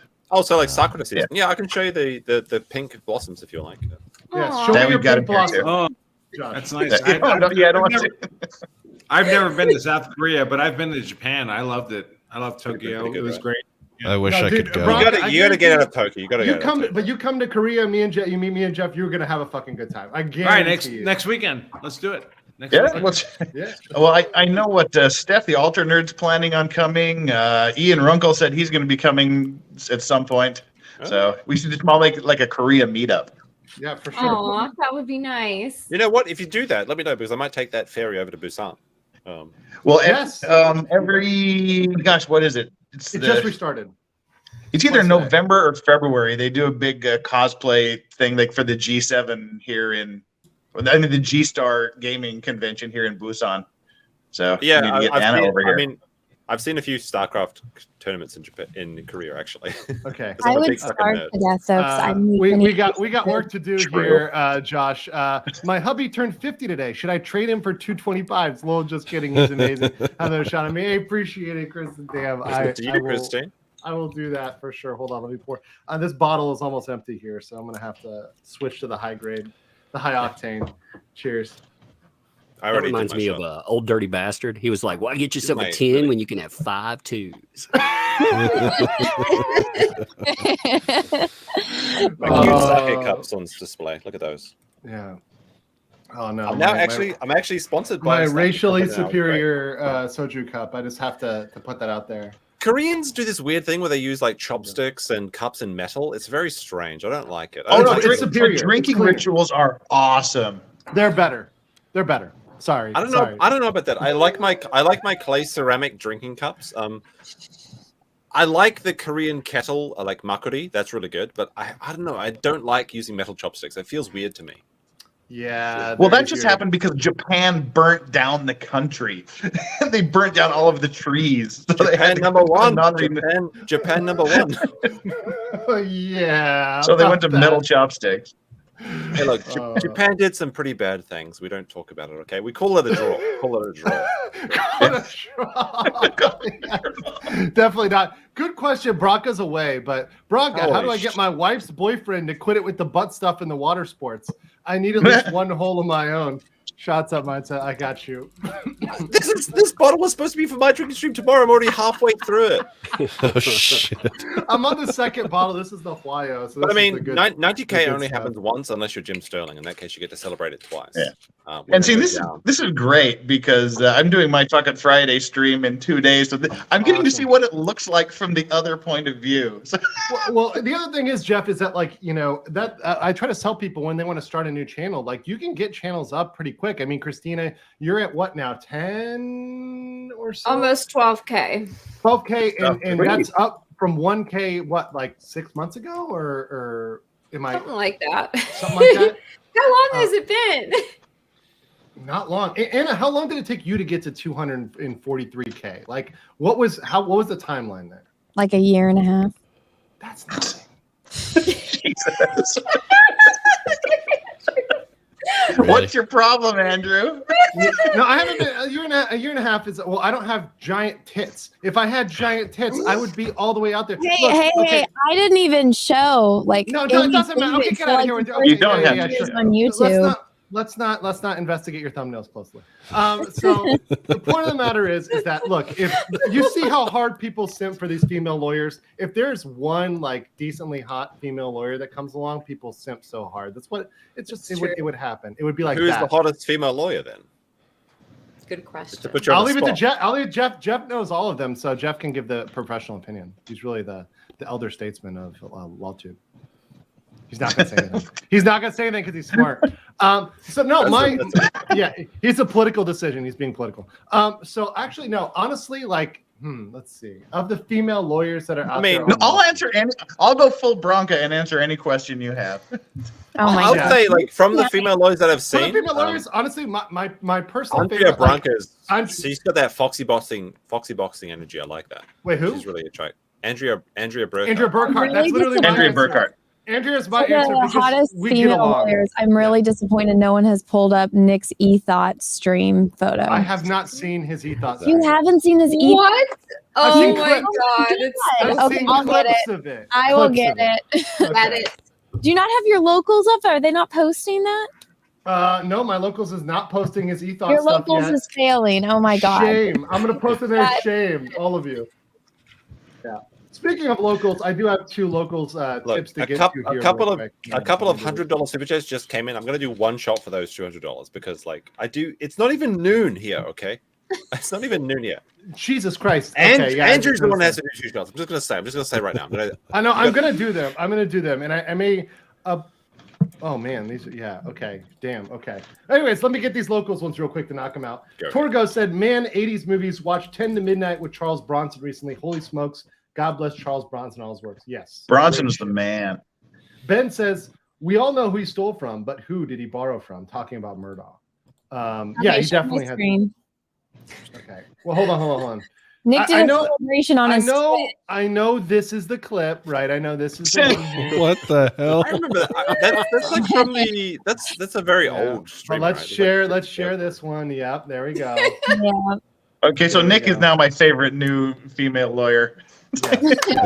Wait, you've never seen this? This is literally. No, I've seen that was a thought stream. Spreading the pussy, like he only responded to $5 super chats and up. Like that's actually pretty big. It's pretty funny. Yeah, that was a fun new stream. That was actually that was good. That is wild. That's silly. Oh man, okay. Doug's looking hot today. Suddenly, yeah. Yeah, look at that. Doug's got them out. Now, see, this is how Tug really got up there. If you want to tell how Tug was successful. Tug's tits really got him up there. It wasn't the trial; it was the Tug's tits. That's what it was. Yeah, people simping for it. What's in the bottle? What's in the bottle? What's in the bottom of the bottle? We're gonna find out with another. We're halfway through the. This is supposed to be for Friday. This is what. You gotta get another one. We're still. It's not even. We got 13 more minutes before it's lunchtime. Like right. It's not noon yet. It's not noon yet. Okay. I'm all giving away these shots. I'm giving away. It's not even like I started at 9 a.m. I'm halfway This through is my Ralph. Hanika. Holy cow. Ralph, I'm cheers. not doing a shot for that one. I got. They came in too close. I'm one stroke behind now. All right. Right. Yeah, we're good. We're gonna hang in here. Some of us. All right. All right. Well, I'm gonna head out. Christina, thank you so much. Tired Appreciate and you. Stressed out from the swatting. Appreciate it's just such an you. unsettling Wait, feeling. what? Huh? Yeah, she was swatted. You got Oh swatted? yeah, I got swatted today. Yeah. Holy shit! I didn't hear about that. Yeah, someone Oh called my in a God. stabbing or something, and all these police came to my house, and we had people working like on the back porch. So I saw these two guys standing in the door because I have the door open, and I just thought like, oh, they must be workers. And then like, oh wait, why are they wearing uniforms? And then I look out, and it's like there's all these cop cars pulling in, and all these police in the street, and I was like, oh shit. And so they started coming in my house, and I like met them as they were walking in, and they're like, is everyone okay? We got a report of a stabbing. And I was like, I'm being swatted. I think I'm being swatted. Oh no! Congratulations, because that means that you've actually made it. Like that's one good thing about living in Asia is that nobody can swat me because they can't speak fucking Japanese. No. Yeah.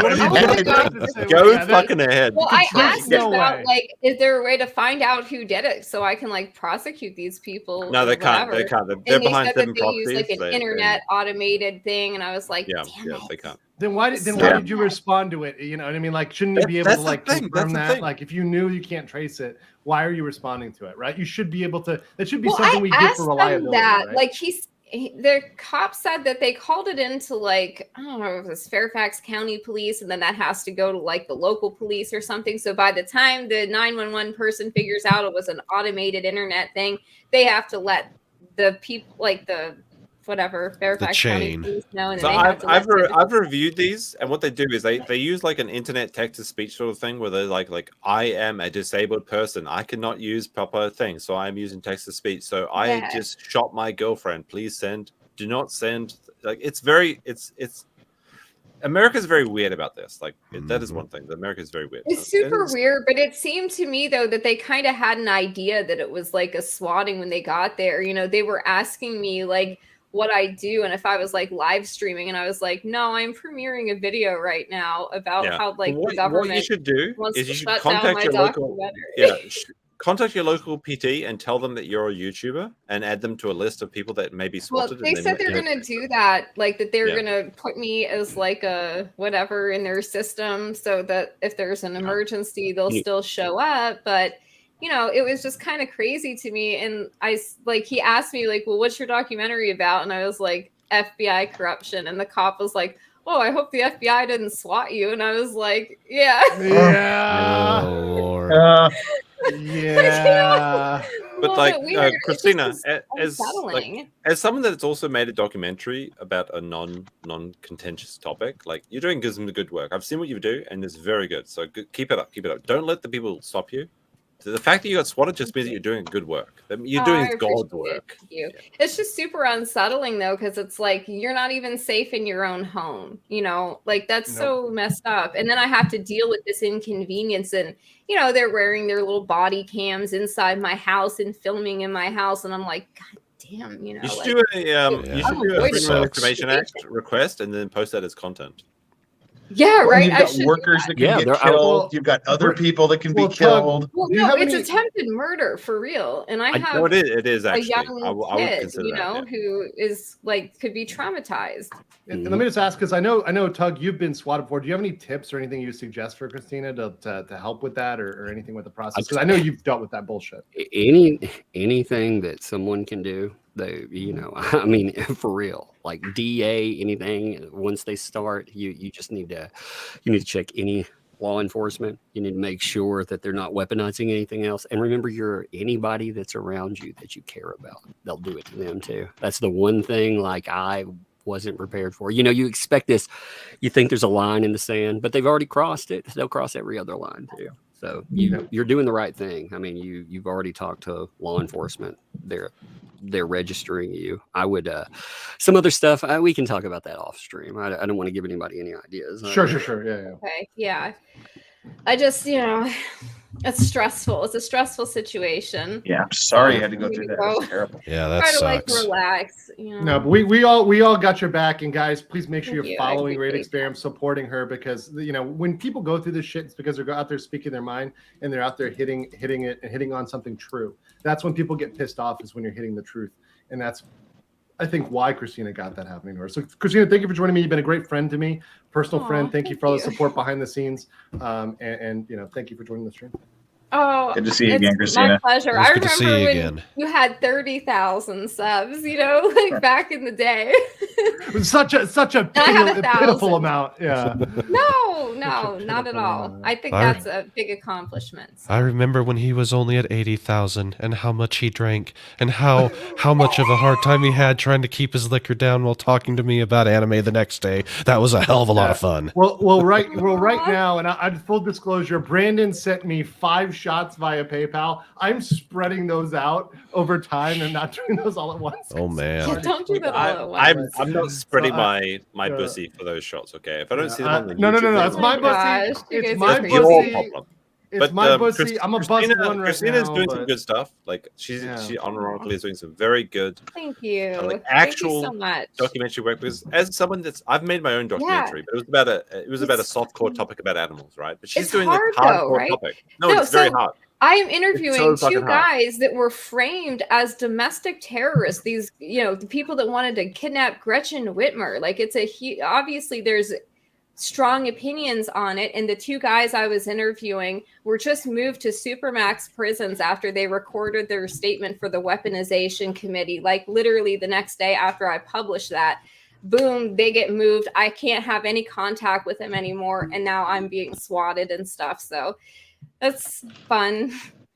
But it's just, more motivation to get the documentary done. For context, I made a documentary about an animal topic, right? Like about Japanese giant salamanders, which is something that I really care about. Like, they're very interesting. But there was so much fucking drama, so much fucking bullshit and country and faggotry in that thing. Just talking about animals. Because people are fucking stupid. But salamanders. Like, well, I mean, but we have can you say seen the fuck koala bears. Have you seen a salamander? I mean, come on, they're almost as tall as Jeff. Like that's. Oh yeah, they're these big, giant, cuddly Japanese salamanders. But that's the thing. Those things, like, but you can't touch them. Yeah, you can't. But like, that's the thing. Like, how could you actually have a controversial opinion about dealing with giant salamanders? Okay. Okay, Christina, she's dealing with something that people actually like, the actual people, like the FBI or anything, like the actual conspiracies or something. So like, I don't want to work on any future documentaries because of my animal documentary sort of thing. So this is also, a giant salamander in a bag. Was this guy not supposed to be touching this salamander? No. This is Brave Wilderness. He actually is engaged in the effort to help. This is actually a Japanese. I think this is a Japanese giant salamander. He had permission to touch it, because you have to have special permission to do this. So to cradle it like that. Yeah, but no. You actually have to have special. You actually have to have special permission in the Japanese government because they're a national monument. It's a very weird classification. So like his touching the underside here of the salamander that needed special permission. Yeah. See, I'm weird because I used to raise newts when I was a kid, so I've always loved those big salamanders. No, I have a documentary about touching them. I did that. It's fun. Yeah. They actually named a salamander after me called Smelly Joshua. Oh my gosh, that's so cute. Because that's very cute. Like in Japanese, giant salamander is Osan Sho'o, which means giant pepperfish, because they make a pepper smell when they get touched. So we found a new salamander, and they literally named it after me for my documentary. That's epic. That's awesome. We need to get a new law to like rein in the FBI and name it after me. Welcome back, Franca. When we defund them, But like, my point is that like, even just doing an animal documentary, I got so much bullshit and drama, and you're doing about people. You're gonna get it. You're gonna get it. And that's the thing. It's the people that are made for the internet versus not, especially for content creators. Is the number one thing is you got to get over the having an emotional meltdown about drama and about people hating on you and other stuff like that. That's just gonna happen. They're true. People are no matter cruel, what. And the internet is a cruel place. I have a lot to say about that. Like, If you can't accept that people are going to call you like an F slur or a C cunt, whatever, like just get off the internet. That's Anna's favorite word. It is my Just look favorite. in the chat here. The chat here is full of Andrew's whatever bootlicker. Yeah. And I always find it so funny because, folks, I'm of a certain age that I don't care. The more you insult me, the more it feeds my ego. You're paying attention to me. It doesn't hurt me. That's the thing. Because we're after 2 hours now. Like I don't understand. Crazy. I don't understand how internet drama is a thing. Just call this person, a faggot, and move on. And you get back to making Right? That's how we Right, do yeah. it. Right? Yeah. Just do Call it. somebody Just do a it. faggot and then leave. Yeah, If no. You don't leave. You call someone a faggot, then you start making more videos. That's all you do. They don't even use that's literally something that ignore it's cuck or cunt or whatever, or Whatever. misogynist or Doesn't bigot, matter. Doesn't matter. You know what's not happening? I'm not going to their live streams and commenting against them. You know why? You know why? They're here. You're too busy to do that. You know why? Because they don't have one. The people that are doing No. that, They usually have don't no lives. one. They have none. They're worthless. What You is make your own live stream and you make them plow those fields for you, man. Make That's that right. Right, of course. Of course. Absolutely. I mean, Tug, you literally are the person I took the quote from of monetize the haters. Like, Yes. Yes. Absolutely. Oh my God! In the last year, I monetized a hater into a brand new BMW X4 and 2 Natalie? Rolex watches. Was that Natalie? Yeah. Yeah. 2 Rolex watches, brand new. It was amazing. Oh my God! I wish I got attacked more often. It was great. Oh God, hold on. I gotta queue up a shot here because definitely not Brandon said. What if you weren't 99% sure it wasn't Brandon? Oh, I'm not sure, but I'm sure I'm taking this shot here. Cheers. Chat. Should I do a shot? Put 1 for yes, 2 for no. I'll do a shot. All If one. I You're see- asking a if I question to see which an- you already know the answer to. So what if someone's bought someone 5 shots and 6 more, and said they wanted to take things slow? Should I ditch this man, Bronca?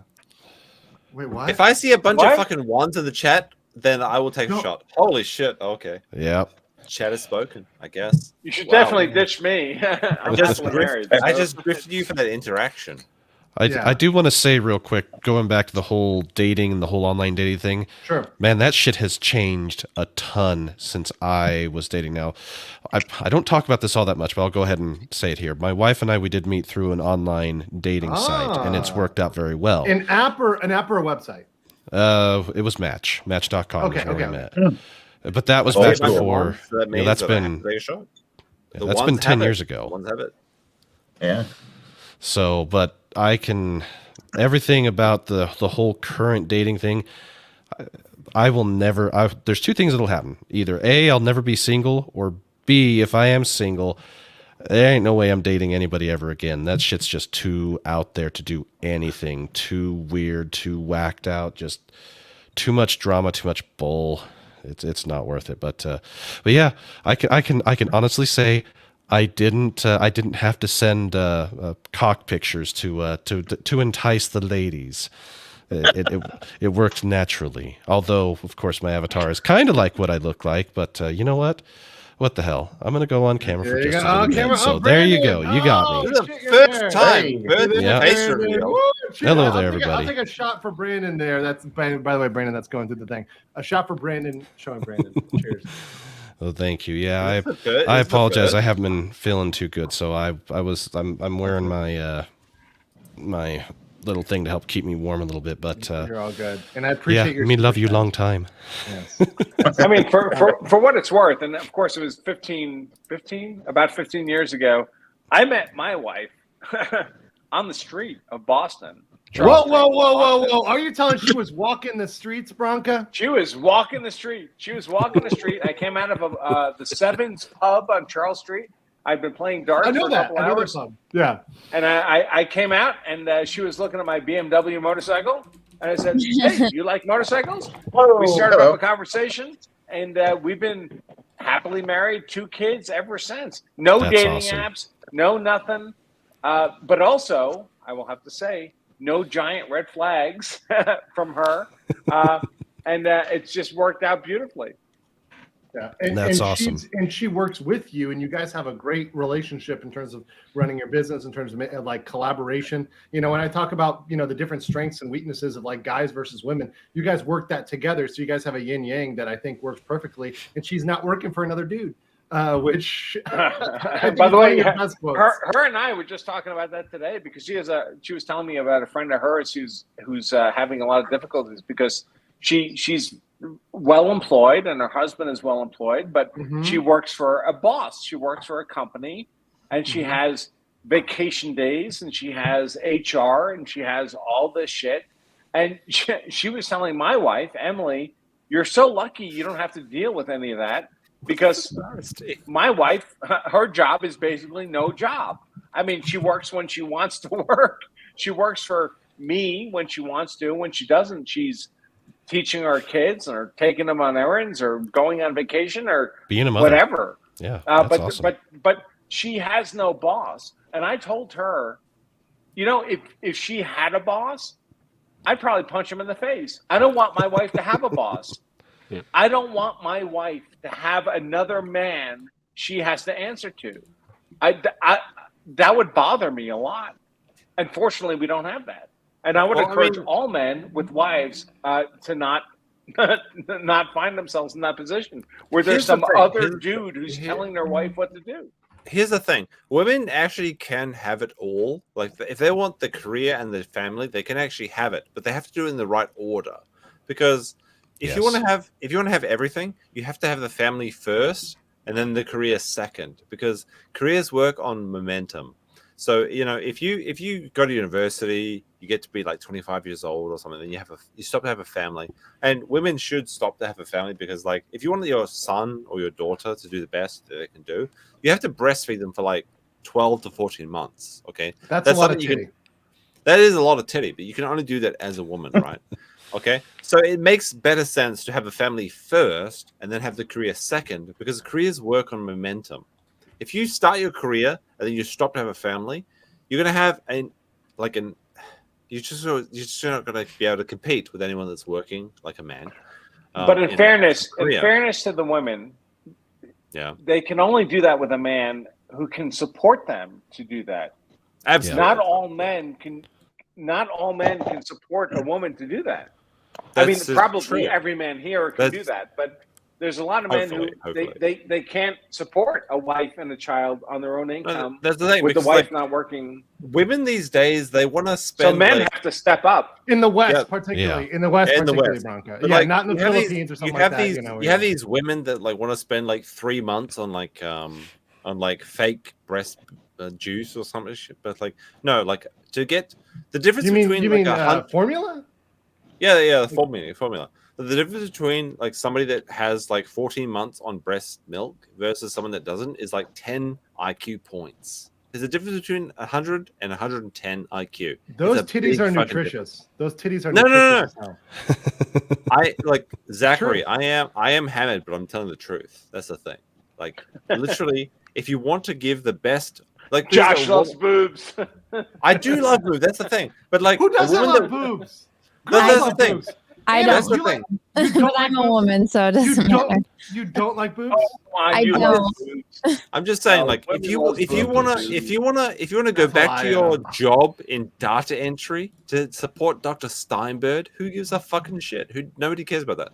But like, literally, if you breastfeed your children, you can make a difference of 10 IQ points. That's a big fucking difference. The difference between a 100 IQ and 110 IQ is a big fucking difference in modern society. So, if you want to be a woman, you actually can have a family and have it all with the career, but you have to do the family first. That's the big thing. Yeah, but you have to be able to get the guy who can do that. That's true. Because most men can't do that. That's true. That's true. Yeah. When I'm talking about dating, I'm always talking about women who are trying to get. Listen, any woman can get a guy.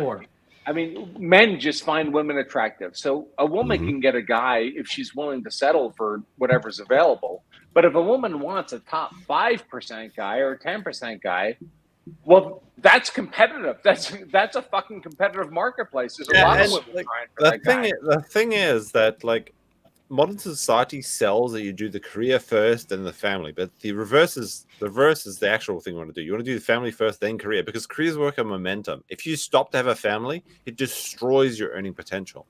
Right? Am I right, Bronco? Right, which is why women make less than men.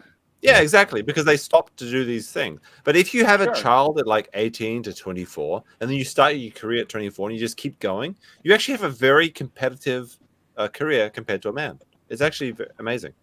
Yeah.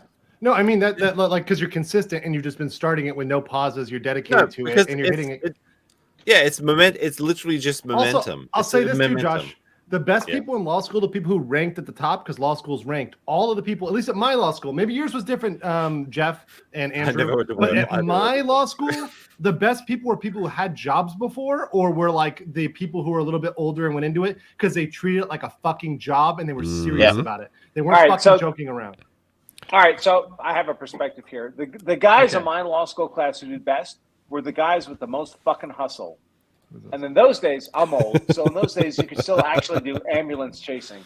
But those guys would put a police scanner in their fucking car, live out of their car, and just follow fucking ambulances to crash sites. And that guy made more money than any other person in our class over the next 3 years. And we know because he came back to our class to give a talk about it, told us how stupid we all were for going into corporate law jobs. Yeah. Now, I'm not Ambulance sure chasers. the ethics about all that change. Right. Well, whatever. But People don't do that shit anymore. He People don't made do the that shit money. anime. But Yeah. the point is hustle. Listen, you mentioned 10 points of IQ. 10 points of IQ is super important.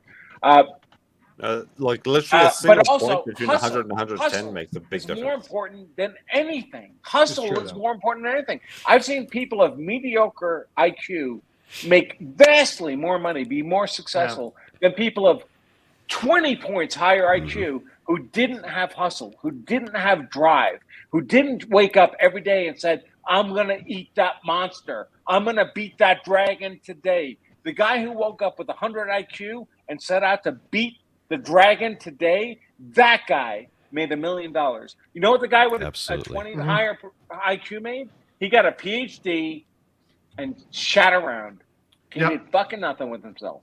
It's actually, and Bronca, I read a study. It's actually kind of like a split off. Like when your IQ gets a certain point, like it gets really high bracket, you actually drop because you get to this point where the wheels are spinning in your head. You're so high IQ, you don't implement and you don't ideate. You don't actually do the fucking thing, right? You think about it all day, but you don't do it. And at the end of the day, a lot of the guys who are really smart, guys I know that are way smarter than me, like I'm like a fucking monkey compared to them. I'm a bonobo throwing shit at other bonobos on the internet. But I out-earn them because they're so fucking smart and they never get out of their office. They never get out of their books. They never I think of IQ analysis as paralysis, right? Yeah. I think of IQ as a gear in the transmission, right? So you have a higher IQ, you have a higher gear in the transmission. But if you have a low horsepower engine, who gives a fuck? You still have a low horsepower engine connected to a high revolution transmission. You end up with nothing. You still go nowhere. What you need is, you go nowhere. If you have a high output engine and maybe a slightly lower IQ transmission, you know what you get? You win. You win every fucking day. And that guy with the 20% higher IQ, you know what he is? He's a PhD in a fucking mid-level university making nothing. Yeah. He's the Lambo in the garage, you know? Right. That never gets driven ever, you know? That's what it is. Yeah. It's like like the girlfriend that totally, truly, fully exists out there, guys. I swear they exist. Yeah. Right. In Canada. Yeah. My Canadian girlfriend, man. She only, exists. Brandon, you know, their only waifu is this waifu. That's pretty much it. You know, it's the 2D, not the 3D. You know. Well, that's if I not had the to, reality of Japan, I'll just say that. Like, that's not reality. Okay. if I had to choose a waifu, that isn't reality in Japan. That's not. Wait, wait a minute. If I come to Japan, I'm not going to get this. This is not going to happen in Japan. That's not going to happen. You might get the lower part, but you won't get the upper part because the upper my part. Wait, you just girlfriend took that upstream too quickly. You're too much of a boomer, Jeff. My lady friend, she is a dancer. She has the big fucking thick thighs, which I love. I love that shit. But Look you at know, the poor you Star can't- Wars girl. She's What? like, Yeah. oh my god, I can't believe I'm still here. No, Anna's good. No. Most of my friends are guys. I hear this all the time. Anna has Now, gone see, too Andrew, far you're deep for misunderstanding degeneracy. something, Bronco. Yeah. She drops the C word more than you do. Yeah, I doubt it. very mild. Oh, no, she does. That's her favorite word. Anna is a honorary Australian. Honorary Australian. Okay. Thank we you. give you the C word pass. The C word Give pass. her like 3 margaritas and some street tacos from some sketchy ass van in Houston, Okay, and you're that gonna was hear some perfect. shit. It was fantastic. That would work on me. Let me get some of these super chats here. Let's Go see. for it. The problem with these platforms is fake or scam accounts. Bots will carry on a conversation for a bit and then quickly transition away from site privacy and security elsewhere. Be careful on those sites. Absolutely. Yeah, I mean it's going to be a problem with the AI when they're trying to seduce you. You know. Kyler says, speaking of capitalism, there's a Korean manhwa where the superpower is seeing people's unpaid taxes. Propaganda or weird author. That would be really weird. That is a weird power. So clearly he works for the evil side. Yeah. Yeah. Like, why are you narking, bro? Like, what the fuck is up with that? Rain says, are you the grown-up version of a little bro in A Christmas Story? I want to talk to Bronca. I live on my boat as a single woman. So sorry, Rain, you're on a boat as a single woman? Good luck. Yeah. I mean, that's a high risk lifestyle. Yeah, that's real. That's super high risk. That it is. Also, if you're I don't inviting think me on the boat, the answer is no. You have to talk to my wife. Jeff, on the other time, is a master in maritime law. So you want somebody on your boat, it's going to be Jeff. Right, Jeff's the guy. Jeff Get him is on your Well, guy. I'll sit and watch you work, and if it crashes, I might be able to help out, but I'm useless otherwise. I'll be the drunken cabin boy, whatever you want, you know. I think she might be looking for that. I don't think this is the real Max Mira because he's sending Serbian dinar. Have you ever seen Serbian currency sent by Max before? I think this is a fake Max. I have not, but that is Bax's avatar, and it does seem to be the thing he would say. I love memes like ripped at noon. I love this. Fucking great. In Korea, Japan, it's literally 12:14 p.m. 12:14 This is p.m. lunch. I'm supposed to go fucking get a curry for lunch, and I'm dealing with you. I'm gonna drunken coupon cunts. eat some food because this shit is. I am not gonna get out of it. I need some fucking McDonald's right now. I'm gonna get some chicken. I was about I'm gonna to get some say I fucking was going to chicken. try to keep up with Josh on the drinking, but I just heard him right You there. gotta and I'm like, fucking no. hurry up. I know. You gotta hurry up, Andrew. No, forget it. No, you win, man. Yeah. I can see It's the bitch win. made Bronca. Let's get. Oh, this is one I missed earlier. Hunt said, and when Watcher was on, sorry, Watcher bounced off, but said all Marines need to get in trouble as idle time. You're on the auto set to troublemaking. Jeff, I was commenting that I couldn't get into clubs in Gangnam because some Marines got in a fight. And they wouldn't let any foreigners in, which is odd because usually I do get into those clubs. You couldn't gun him. Yeah, that happened here in Busan 2 weeks ago too. Some idiot English teacher went and fucked it up for everybody that wants to go into the good bar. Fucking English teacher. It sucks. I hope all their no offense. Okay, and by the way, if anyone wants to check out information on going to Asia the right way, not as an English teacher, check out my channel Go East, which just launched today. Make sure you're subscribed to that and check that out. In fact, I'll subscribe to it since my main channel doesn't appear to be subscribed to it. So look at that. Do what I did. Subscribe to my new channel about going to Asia, not as an English teacher. So that's right. I will tell you guys, if there's the lowest breed of the low, it's the English teacher over here. I'm sorry, but like I can respect some of the military guys. Some of but them, 0%. I except for assume maybe are good BP. people. That's about it. BP is the one good English teacher. But he has actual certificates that are on par with Japanese teachers. Everybody Yes, and else, he actually has children. Like he's not like he actually has children. Like BP is doing the good. Speaking of people with children, we have an Australian here. What's up? Oh shit!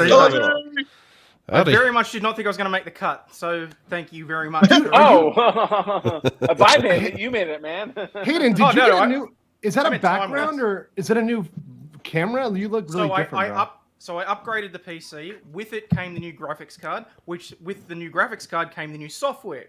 The new software has made my old camera look like $1,000 camera, Very nice. which I'm annoyed about because I haven't set this one up yet. Well, I gotta say, spending man, on cameras, you, okay? right now you look like Brad Pitt. You look awesome. Yeah, it focuses just on you. Everything else is bokeh effect. It's like really. Oh yeah, no, that's bokeh is a not the Japanese hard one. word. Watch this. Actually, interesting point. What's in the box? You're What's running in a the box? That's NVIDIA actually pretty graphics good. card then. I see. It's a what? Oh, he's running an NVIDIA graphics card, or at least I believe you are. Okay, yeah. That's the one. Those, The 4080. Yep. yeah, special effects that NVIDIA software can do using their AI tensor cores and all the other nerdy geeky shit that So it can it's do. like the TikTok he's filter. not If you take it I off, can, it looks like a I can put on a fat filter so that it micro. looks like I'm looking at you no matter where my face is. No, I know. Yeah. And I've seen the eye tracking filter. It's creepy as Yeah. fuck, and I do not do it. I will boot you from the stream if you do that. Fair Like, enough. it is actually creepy. Oh, here's one question for everybody. Did anybody see the video from St. Louis where someone, I guess, deleted somebody Soviet style in broad daylight? I saw the that's picture. messed up. Sure. I have not seen that. Yeah, that happened today. That's good lord. I don't want Are to they go on in a jail? super tie. I would hope so, but it's St. Louis, so who the fuck knows? That's the problem. Right. The guy's so. Who the hell knows don't with that believe- city? I don't believe they've been arrested. It was caught on a security camera. Just a dude walked up to a homeless person sitting on the curb and shot him in the head. He Holy literally shit. spends like 30 seconds just messing around with the handgun, whatever. And there's a guy videoing it as well from inside a restaurant. And he just literally just walks up and right in the back of the head. The guy has Yeah. no Right. clue that it's happening. It's That's total crazy. Right. total anarchy. Which that is city, why in that America city. we should allow homeless people to have their own guns. Absolutely. Why You not? see, ever since I started listening to you, Bronca, and I do have your book, and I appreciate the offer that you had last year on the book. I've only been within guns within the past 10 years or Aussie, so. You got my book. That's Yeah, great. I broke the system. You don't ship internationally. I worked out a way. Oh, that's wonderful. Life finds a way. I've only been into the Second Amendment for myself since basically ever since Obozo was in charge, and that's been not too long ago. But ever since then, I've had plenty of them. Got pretty good with it. Nowhere near as good as competition shooting, but I've had my fair share of guns that have disappeared in a very tragic boating accident. But the more that I've thought about it, the more that I'm with you on it. Everybody that can legally, and even with what you were saying, once you're out of jail and you've paid your penance, I think you're right on that too. Everybody should have their Second Amendment rights at all times. It should not be restricted. It should not be restrained. We need to be able to protect ourselves in every possible situation. And even with where I live, it's a very right-leaning state. We got constitutional carry about 7 years ago now, but even at that, there's still places where I can't go that to protect myself if I want to, even though if there is gonna be some shit to go down, that's gonna be the place it's gonna happen at. But they're still restricting that because our governor is a soy boy bitch. So I'm 58 years old. I've carried a gun my entire adult life. So 38 years I've carried a gun pretty much every year of those 38 years from personal protection. And I've never needed to even reach for that gun to defend myself. But here's the problem. Mm-hmm. A gun is almost never the solution to the problem. But when it is the solution, it's the only solution. Yes. I mean, it's like a condom, right? And if Like, you don't have the gun to that solution, you are effed. So Well, it's I've like always that, been able to walk away from any problem I was ever involved in. But if that other guy had pulled out a gun, the only thing that would have saved me was my gun, which is why I had my gun on my person. I mean, It's like it's pretty simple. Like you need to have I'd rather have it and not need it than need it than not have it. That's the line. I was Absolutely. going to quote That that, is the so line out true. of Alien versus Predator. That's Absolutely. what I was talking heartily about. agree. That's what I was thinking about. Yes, you got me. You got in there Hayden. before I did. You got me. Josh, you got there. Yeah. I got, Yeah. because I got the Australian insight. I have that. I'm pretty drunk, but that's not. No, and I had to switch there to get you guys super chats here. So I want to say a thank you to Mexican Iron Man here. He says, congratulations. Not going to be able to make it tonight. I invited him. He's been a good friend of mine. We've been always talking behind scenes. He's been helping me get on shows like Midnight's Edge and all the other good shows that he's, helping out with Valiant. He helps me as well. Not all able the places to make it I tonight. pal around with. Yeah. Yes, the good folks over there. But wanted to say congratulations. Your unique perspective on legal topics and pop culture and sense of humor is fantastic. Thank you for all you know. Thank you, Ombre. Thank you for all of those lawns you've cut and all of those streams you've moderated. between those two services, between landscaping and moderation, you are doing a fantastic job. So appreciate you. And I got a shot for you, Brandon. This does not count towards the now 3 shots I owe you, but this is just for my my homeboy here. Andale. Cheers. Speaking of which, did you guys, Bronca, did you hear about that shooting? Because someone, so I was gonna go on Megyn Kelly, but I didn't respond quick enough. So she had to rebook because she wrote me in the middle of the Korean night. She's like, I'll get you another time and get me on a radio show another time. But she was gonna talk to me about that rancher shooting. I think it's George Kelly shooting in Arizona, where he shot, allegedly, he shot a migrant on his property. They said that they were armed, right? He says they were armed. That's his defense, that they were carrying AK-47s. He said he fired warning shots. He said he didn't even know that someone was dead till he went out there and looked.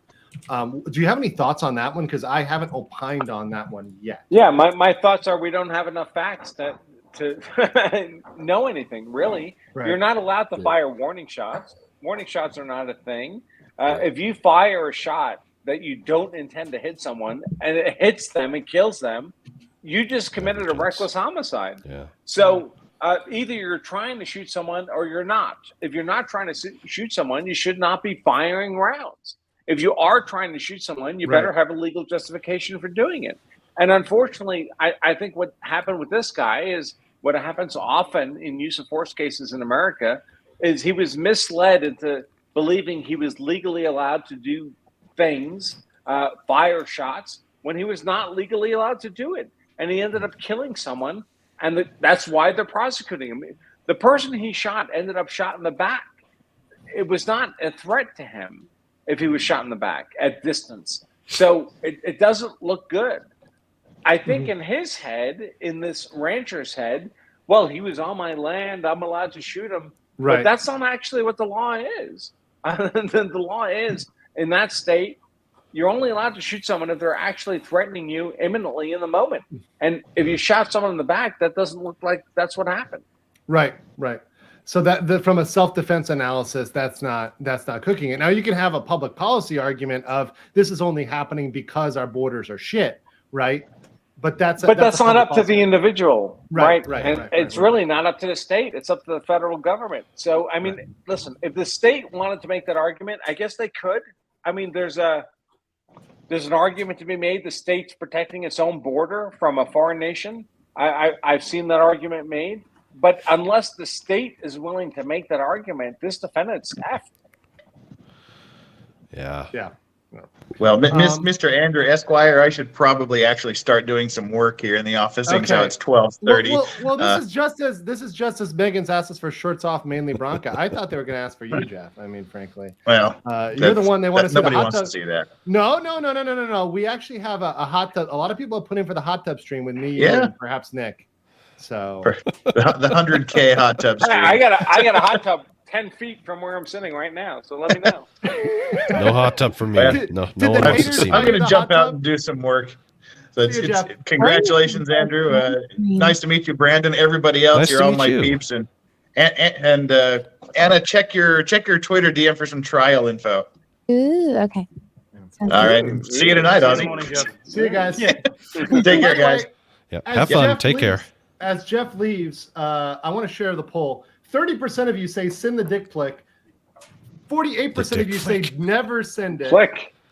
That's a dick flick. Yes, yes. It's flick after you've flicked back. I don't even know how many shots now. And then 23 only if she's cute. So the majority of you think you would send a dick pic under certain circumstances. All right. Well, that's what I'll get busy when I get out of the office here. Can I just send my say, resume I out? To send it. I said send it. Just send it. That way you know what kind of guy it is right off the bat. Yeah. You know. It's guys. Send it. I am with Star Wars he said girl. was a dick If I were a girl dating, I would want the dick pic right away. Why not? Thank you. At least you know what you're getting, right? Exactly. You know you're not wasting your time. But that's you know, true. TikTok has filters. That is an What about the unfortunate factor. filter? But Oh, women yeah. use filters Right. all the time. Yeah. So- The You girls filters use the are a filters, problem don't these you? days. What if Let the me get guys a- use the filters? Let me get a couple of these. I have to read them because YouTube was weird. Nick Wilson for $2 said, "Oh my God, it's Anna, that Star Wars girl, y'all. Hail Princess Anna." So got some simping right there. Not a princess, I'm a Jedi. Ooh, that's some sassy ass shit. That's some woke white women shit. All right, Corn Pop said a dollar shit emoji immediately after that. So I think those were correlated. Rain Nation, who was talking to Bronca earlier, said, "I got swatted August 2005 for exposing CPS. Then I worked with Ted Gunderson, ex-FBI, and Georgia Senator Nancy Schaefer. They both died under odd results. Stop laughing." I know people. It's not funny that people get swatted and people end up dying under mysterious circumstances. That's certainly not funny, but that shit happens. Particularly when you start messing with when you mess with the wrong people. Sucks. Yeah. Corn Pop says, "Banned or not, do a poll." Wait, who gets banned? And then last two were Brandon, who says, okay. Do you know what kind of war zone New York would be if we gave homeless people guns, Bronca? The ones sleeping where you or I may travel are most likely not mentally sound. Or where are all the guns coming from? Not being mentally sound is an exclusion for gun ownership, so you don't have to worry about those people. Yep. There you go. That's such a shitty one too. I know many mental health professionals that are not qualified for taking away your firearm. No way. Yeah, that's the bigger thing. I mean, to me, it's the mental health qualification saying you're not mentally qualified, and also the red flag laws. I think between those two things, those are really what's going to get right. So if it were up to me, I would say unless they can institutionalize you, they have cause to institutionalize you. That's how crazy you are. You get to have a gun. Sorry, that's just the way it works. It's a fundamental American natural right. There could be terrible Bronco, but situations. at the same time, we might need to lower the threshold for institutionalization then, because there are plenty of people that are deemed mentally competent that then go on to kill family members or friends or ex-girlfriends. Bad things happen with guns. Yeah, Good I things wasn't talking about happen with guns. guns. I was not talking Far about outweigh specifically about guns. I was not talking about guns. I understand, I was but saying idiots still listen, do things. guns always have negative externalities. There's no question. Bad people use guns for bad purposes. The question is not whether or not that ever happens. The question is whether that's vastly outweighed by good people using guns for good purposes. If the balance is in favor of the good uses of guns, then there's no rational argument for denying the good people the access to the guns. Exactly. Well, also, if somebody's going to kill you, they're going to kill you. It doesn't matter if they're going to use a gun. It's just a means of how they're going to do it. Or a car, or a knife, or a Or a truck, spoon. or a shovel. Well, you're arguing for more mental health help. I mean that actually does need help, but one is not the other. You know. Yeah. Right. Yeah. But yeah, I've got something to share with you, Andrew. It's just me. Oh, do you? It's just it was something. It's not. Hold on. I was gonna say it's not because I have to reshare my screen now that I had to change. But it's not this because this is what comes out of my locals. Totally degenerate stuff. They're still Gangnam styling me. No, I don't do that shit. I've never been good at the photo editing thing. This was you, right? This is me. This is this was my Christmas gift. I had no idea, sir. Yes, it was a nice Christmas gift. I'm not entirely sure where she found it, but my wife was. I know exactly where she found it. It's this thing on Instagram that was going viral where you could have somebody's face put on like a historical painting. Yeah, historical that's what royal happened. picture. Yeah. Nice. So yes, I am king anime now. So very good. I can't. Okay, this one came in. Two came in there. Corn Pop sent a popcorn emoji, and then Star Wars girl question mark. One date question mark for $2. You're gonna need more than that if you're gonna. $2, please. What is this? Twitch? What is it? What do you think this is? No, you know what's weird? It's gonna be my 7-year anniversary in July. Isn't that crazy? Yeah. If you want to break that up, you're gonna need more than $2. I'm sorry, buddy. Kyle Brogue says 7-year itch. You get it. If you're gonna swing your shot, hurry up. Yeah, it's time. It's time. Kyle Brogue for $5 says, "Grats on 90K. Been here a long time and still enjoying the base content." Kyle, I know you. I remember you. I appreciate all the OGs who've been for a while because you guys have seen some shit. You've stuck around. You've seen people trying to say one thing or another, and none of that is stuck because we're going to be covering stuff from a factual basis based on the truth and not people's fucking feelings. So the people who've been hurt along the way, fuck those guys. Oh yeah, don't bring your feelings. That would be hard. No fucking way. That's right. Definitely Imagine not having feelings. I know it'll be weird, right? No, That's man why we can't drink afford to feelings. kill the You know who feelings. has feelings? No, I women don't and care. children. I don't care about that. Definitely not. Brandon says we got rid of institutionalization, though. Did we? Yeah, we did. Unfortunately, the courts did that in America, so it's almost Okay. impossible to institutionalize someone today. Which did nothing for the people who need help. Now they just live on the streets and become drug addicts and mentally ill and tent encampments, and we've basically prevented them from having sound mental health and physical care. But we've built and, a different left them- system for them, Right, right? the We system put is them in they- the prison. Right. They live. Imagine if you had a brother you love. A brother you love. I do. I have and your three brother was, well, okay, not that brother, but a brother who turned out, unfortunately, he was terribly retarded, terribly incapable I got of one. supporting I got himself. one. And that guy could either be institutionalized in a hospital setting or left to live on the street with a bunch of fentanyl, meth addicts in San Francisco, in tents. Where would you want him to be? Because right now, where he gets to be is with the fentanyl meth addicts on the San Francisco streets and tents, where he's abused, taken advantage of, his money is stolen, his means are stolen, or he could be in an environment where people care about him, but we don't do that anymore in America. No, so we don't. that's where we're at. And that sucks. It's absolutely atrocious what's happened with it, and it's that. I think that's the saddest part about everything. All of that is it was preventable. This is the natural conclusion to these feel-good, soft policies, and no one wants to. No one wants to step up and fix it. One flew over the cuckoo's nest, blew everything up. Yeah, it did. It really did. Yeah. And I've seen the movie, and I didn't think it was that great, but whatever. Well, they didn't want to restructure after all the exposés, and what was going on. I live close to Clover Bottom, and the stuff that happened there was horrendous. But unfortunately, they were like, lawsuits, fuck it, we'll pay a few people off. The people that are left by the worst thing when they shut down, when they deinstitutionalized, was the people that were left. They died there. They knew they would never release. There was a subset of people, and man, that was sad. I toured Clover Bottom right before the last group of people before they died out, and oh man, it was fucking depressing. And it's not like the previous system was perfect. It was horribly defective.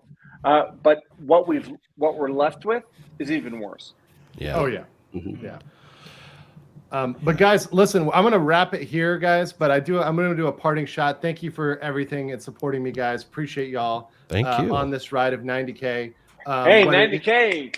And we're going to get 100. Dude, we're going to do 100 very soon. I know, with the help of many of you guys and following whether Just it's the show your model- feet. You'll get up. Show your Don't No. do that. Don't No, do that. that's the bottom. When I've hit the bottom, the feet are coming out. Just show right? your feet, man. You'll go. I'm not. Don't Nick. do I it. don't- Don't I- do it. No. No one wants to see my feet. Bronca, don't do it. No one wants to see the men feet. No. You'd be surprised. Oh, I know. by I'd be the way, surprised, Corn but I still Pop- don't want to see it. Anna, Corn Pop since 1999. So is that better? Is that good enough for the date? 1999. Is that gonna do it? No. Corn Pop. I'm sorry. And Brandon says, yes, I concur. Dems got rid of institutions. Big mistake. AM just tweeted, Josh needs to go take his spoonful of sugar. I'm not happening yet. Okay, you fucking cunts. This is a reference to my radio stream. This is why you check out Meme Copium's Friday drinking stream. This is him every drinking stream. It's fucking golden. Except for he has to run the stream. That's a yes right there. Or you can do my other jet. Like if you actually want to get real content, if you shill my Japan channel, there's real content right there. Like dude, you're speaking Gaelic now. Meme's Of course. So I will show his Japan channel. It's criminally undersubscribed at 8.78K. Inaka Adventures. It's getting better every week, actually. Here's the man. Every day. Here's the dog. Here's the mountain. What else do you need? A man, a dog, and a mountain. How else can this go wrong? I have a very good boy as my dog goes. Yes. Food. Yes. So, but if you're interested in Japan, I'm going to be doing more content of that on that channel. I really want to get to Japan eventually, but come here. I'll show you the Dark Osaka tour. I'd No, love to. I went on the but- Dark Osaka tour, and let me tell you, the Dark Osaka tour is based. You need to take the Dark Osaka tour. Andrew, I will tell you that like I took somebody else. Wait, well, on the hold on. dark, Anna, what was your question? What was your question? Is that the suicide forest? No. This is titties, not suicide. We can do that. We can do that. We're not obsessed with If you want to take the suicide forest tour, I can take you there as well. But I took another boy on the Dark Osu tour, and he wasn't Another as tall boy. as Andrew. And you know, it's crazy. It's crazy because like, well, me and Andrew went on the Dark Osu tour. The ladies were like, you know what? This guy's pretty tall. I'll say okay. Well, we went to the short cunt. He's like, you know what? Maybe no. Oh, the girls were saying no. They were putting the fan. They were putting the fan. Oh shit! Boy. Oh shit! That's bad. Somebody paid me for the Dark Osu tour, and they were too short, and it didn't work out as much as well. Oh no! Tall gang. Asian men Tall short. gang. Very But they're pickier with Westerners. They're like who they will take. Because that's the whole thing. True. People think these adult workers have to take everybody. They actually don't. They have free choices. That's capitalism. They can That means accept. they're making money. Yeah, exactly. They can pick and choose. Exactly. So, anyways, that being said, guys, make sure you follow Brandon the Anime Guy, Meme Copium, Tug, I Know You Are, Law of Self-Defense for his tie and no tie takes, Anna That Star Wars Girl, and Hayden Aussie Overlaw. These are all great friends of mine, friends of this channel, and people I look forward to, and Good I night, know I guys. will collaborate with in the future. Good night. Catch you later. He's like deuces. I'm out.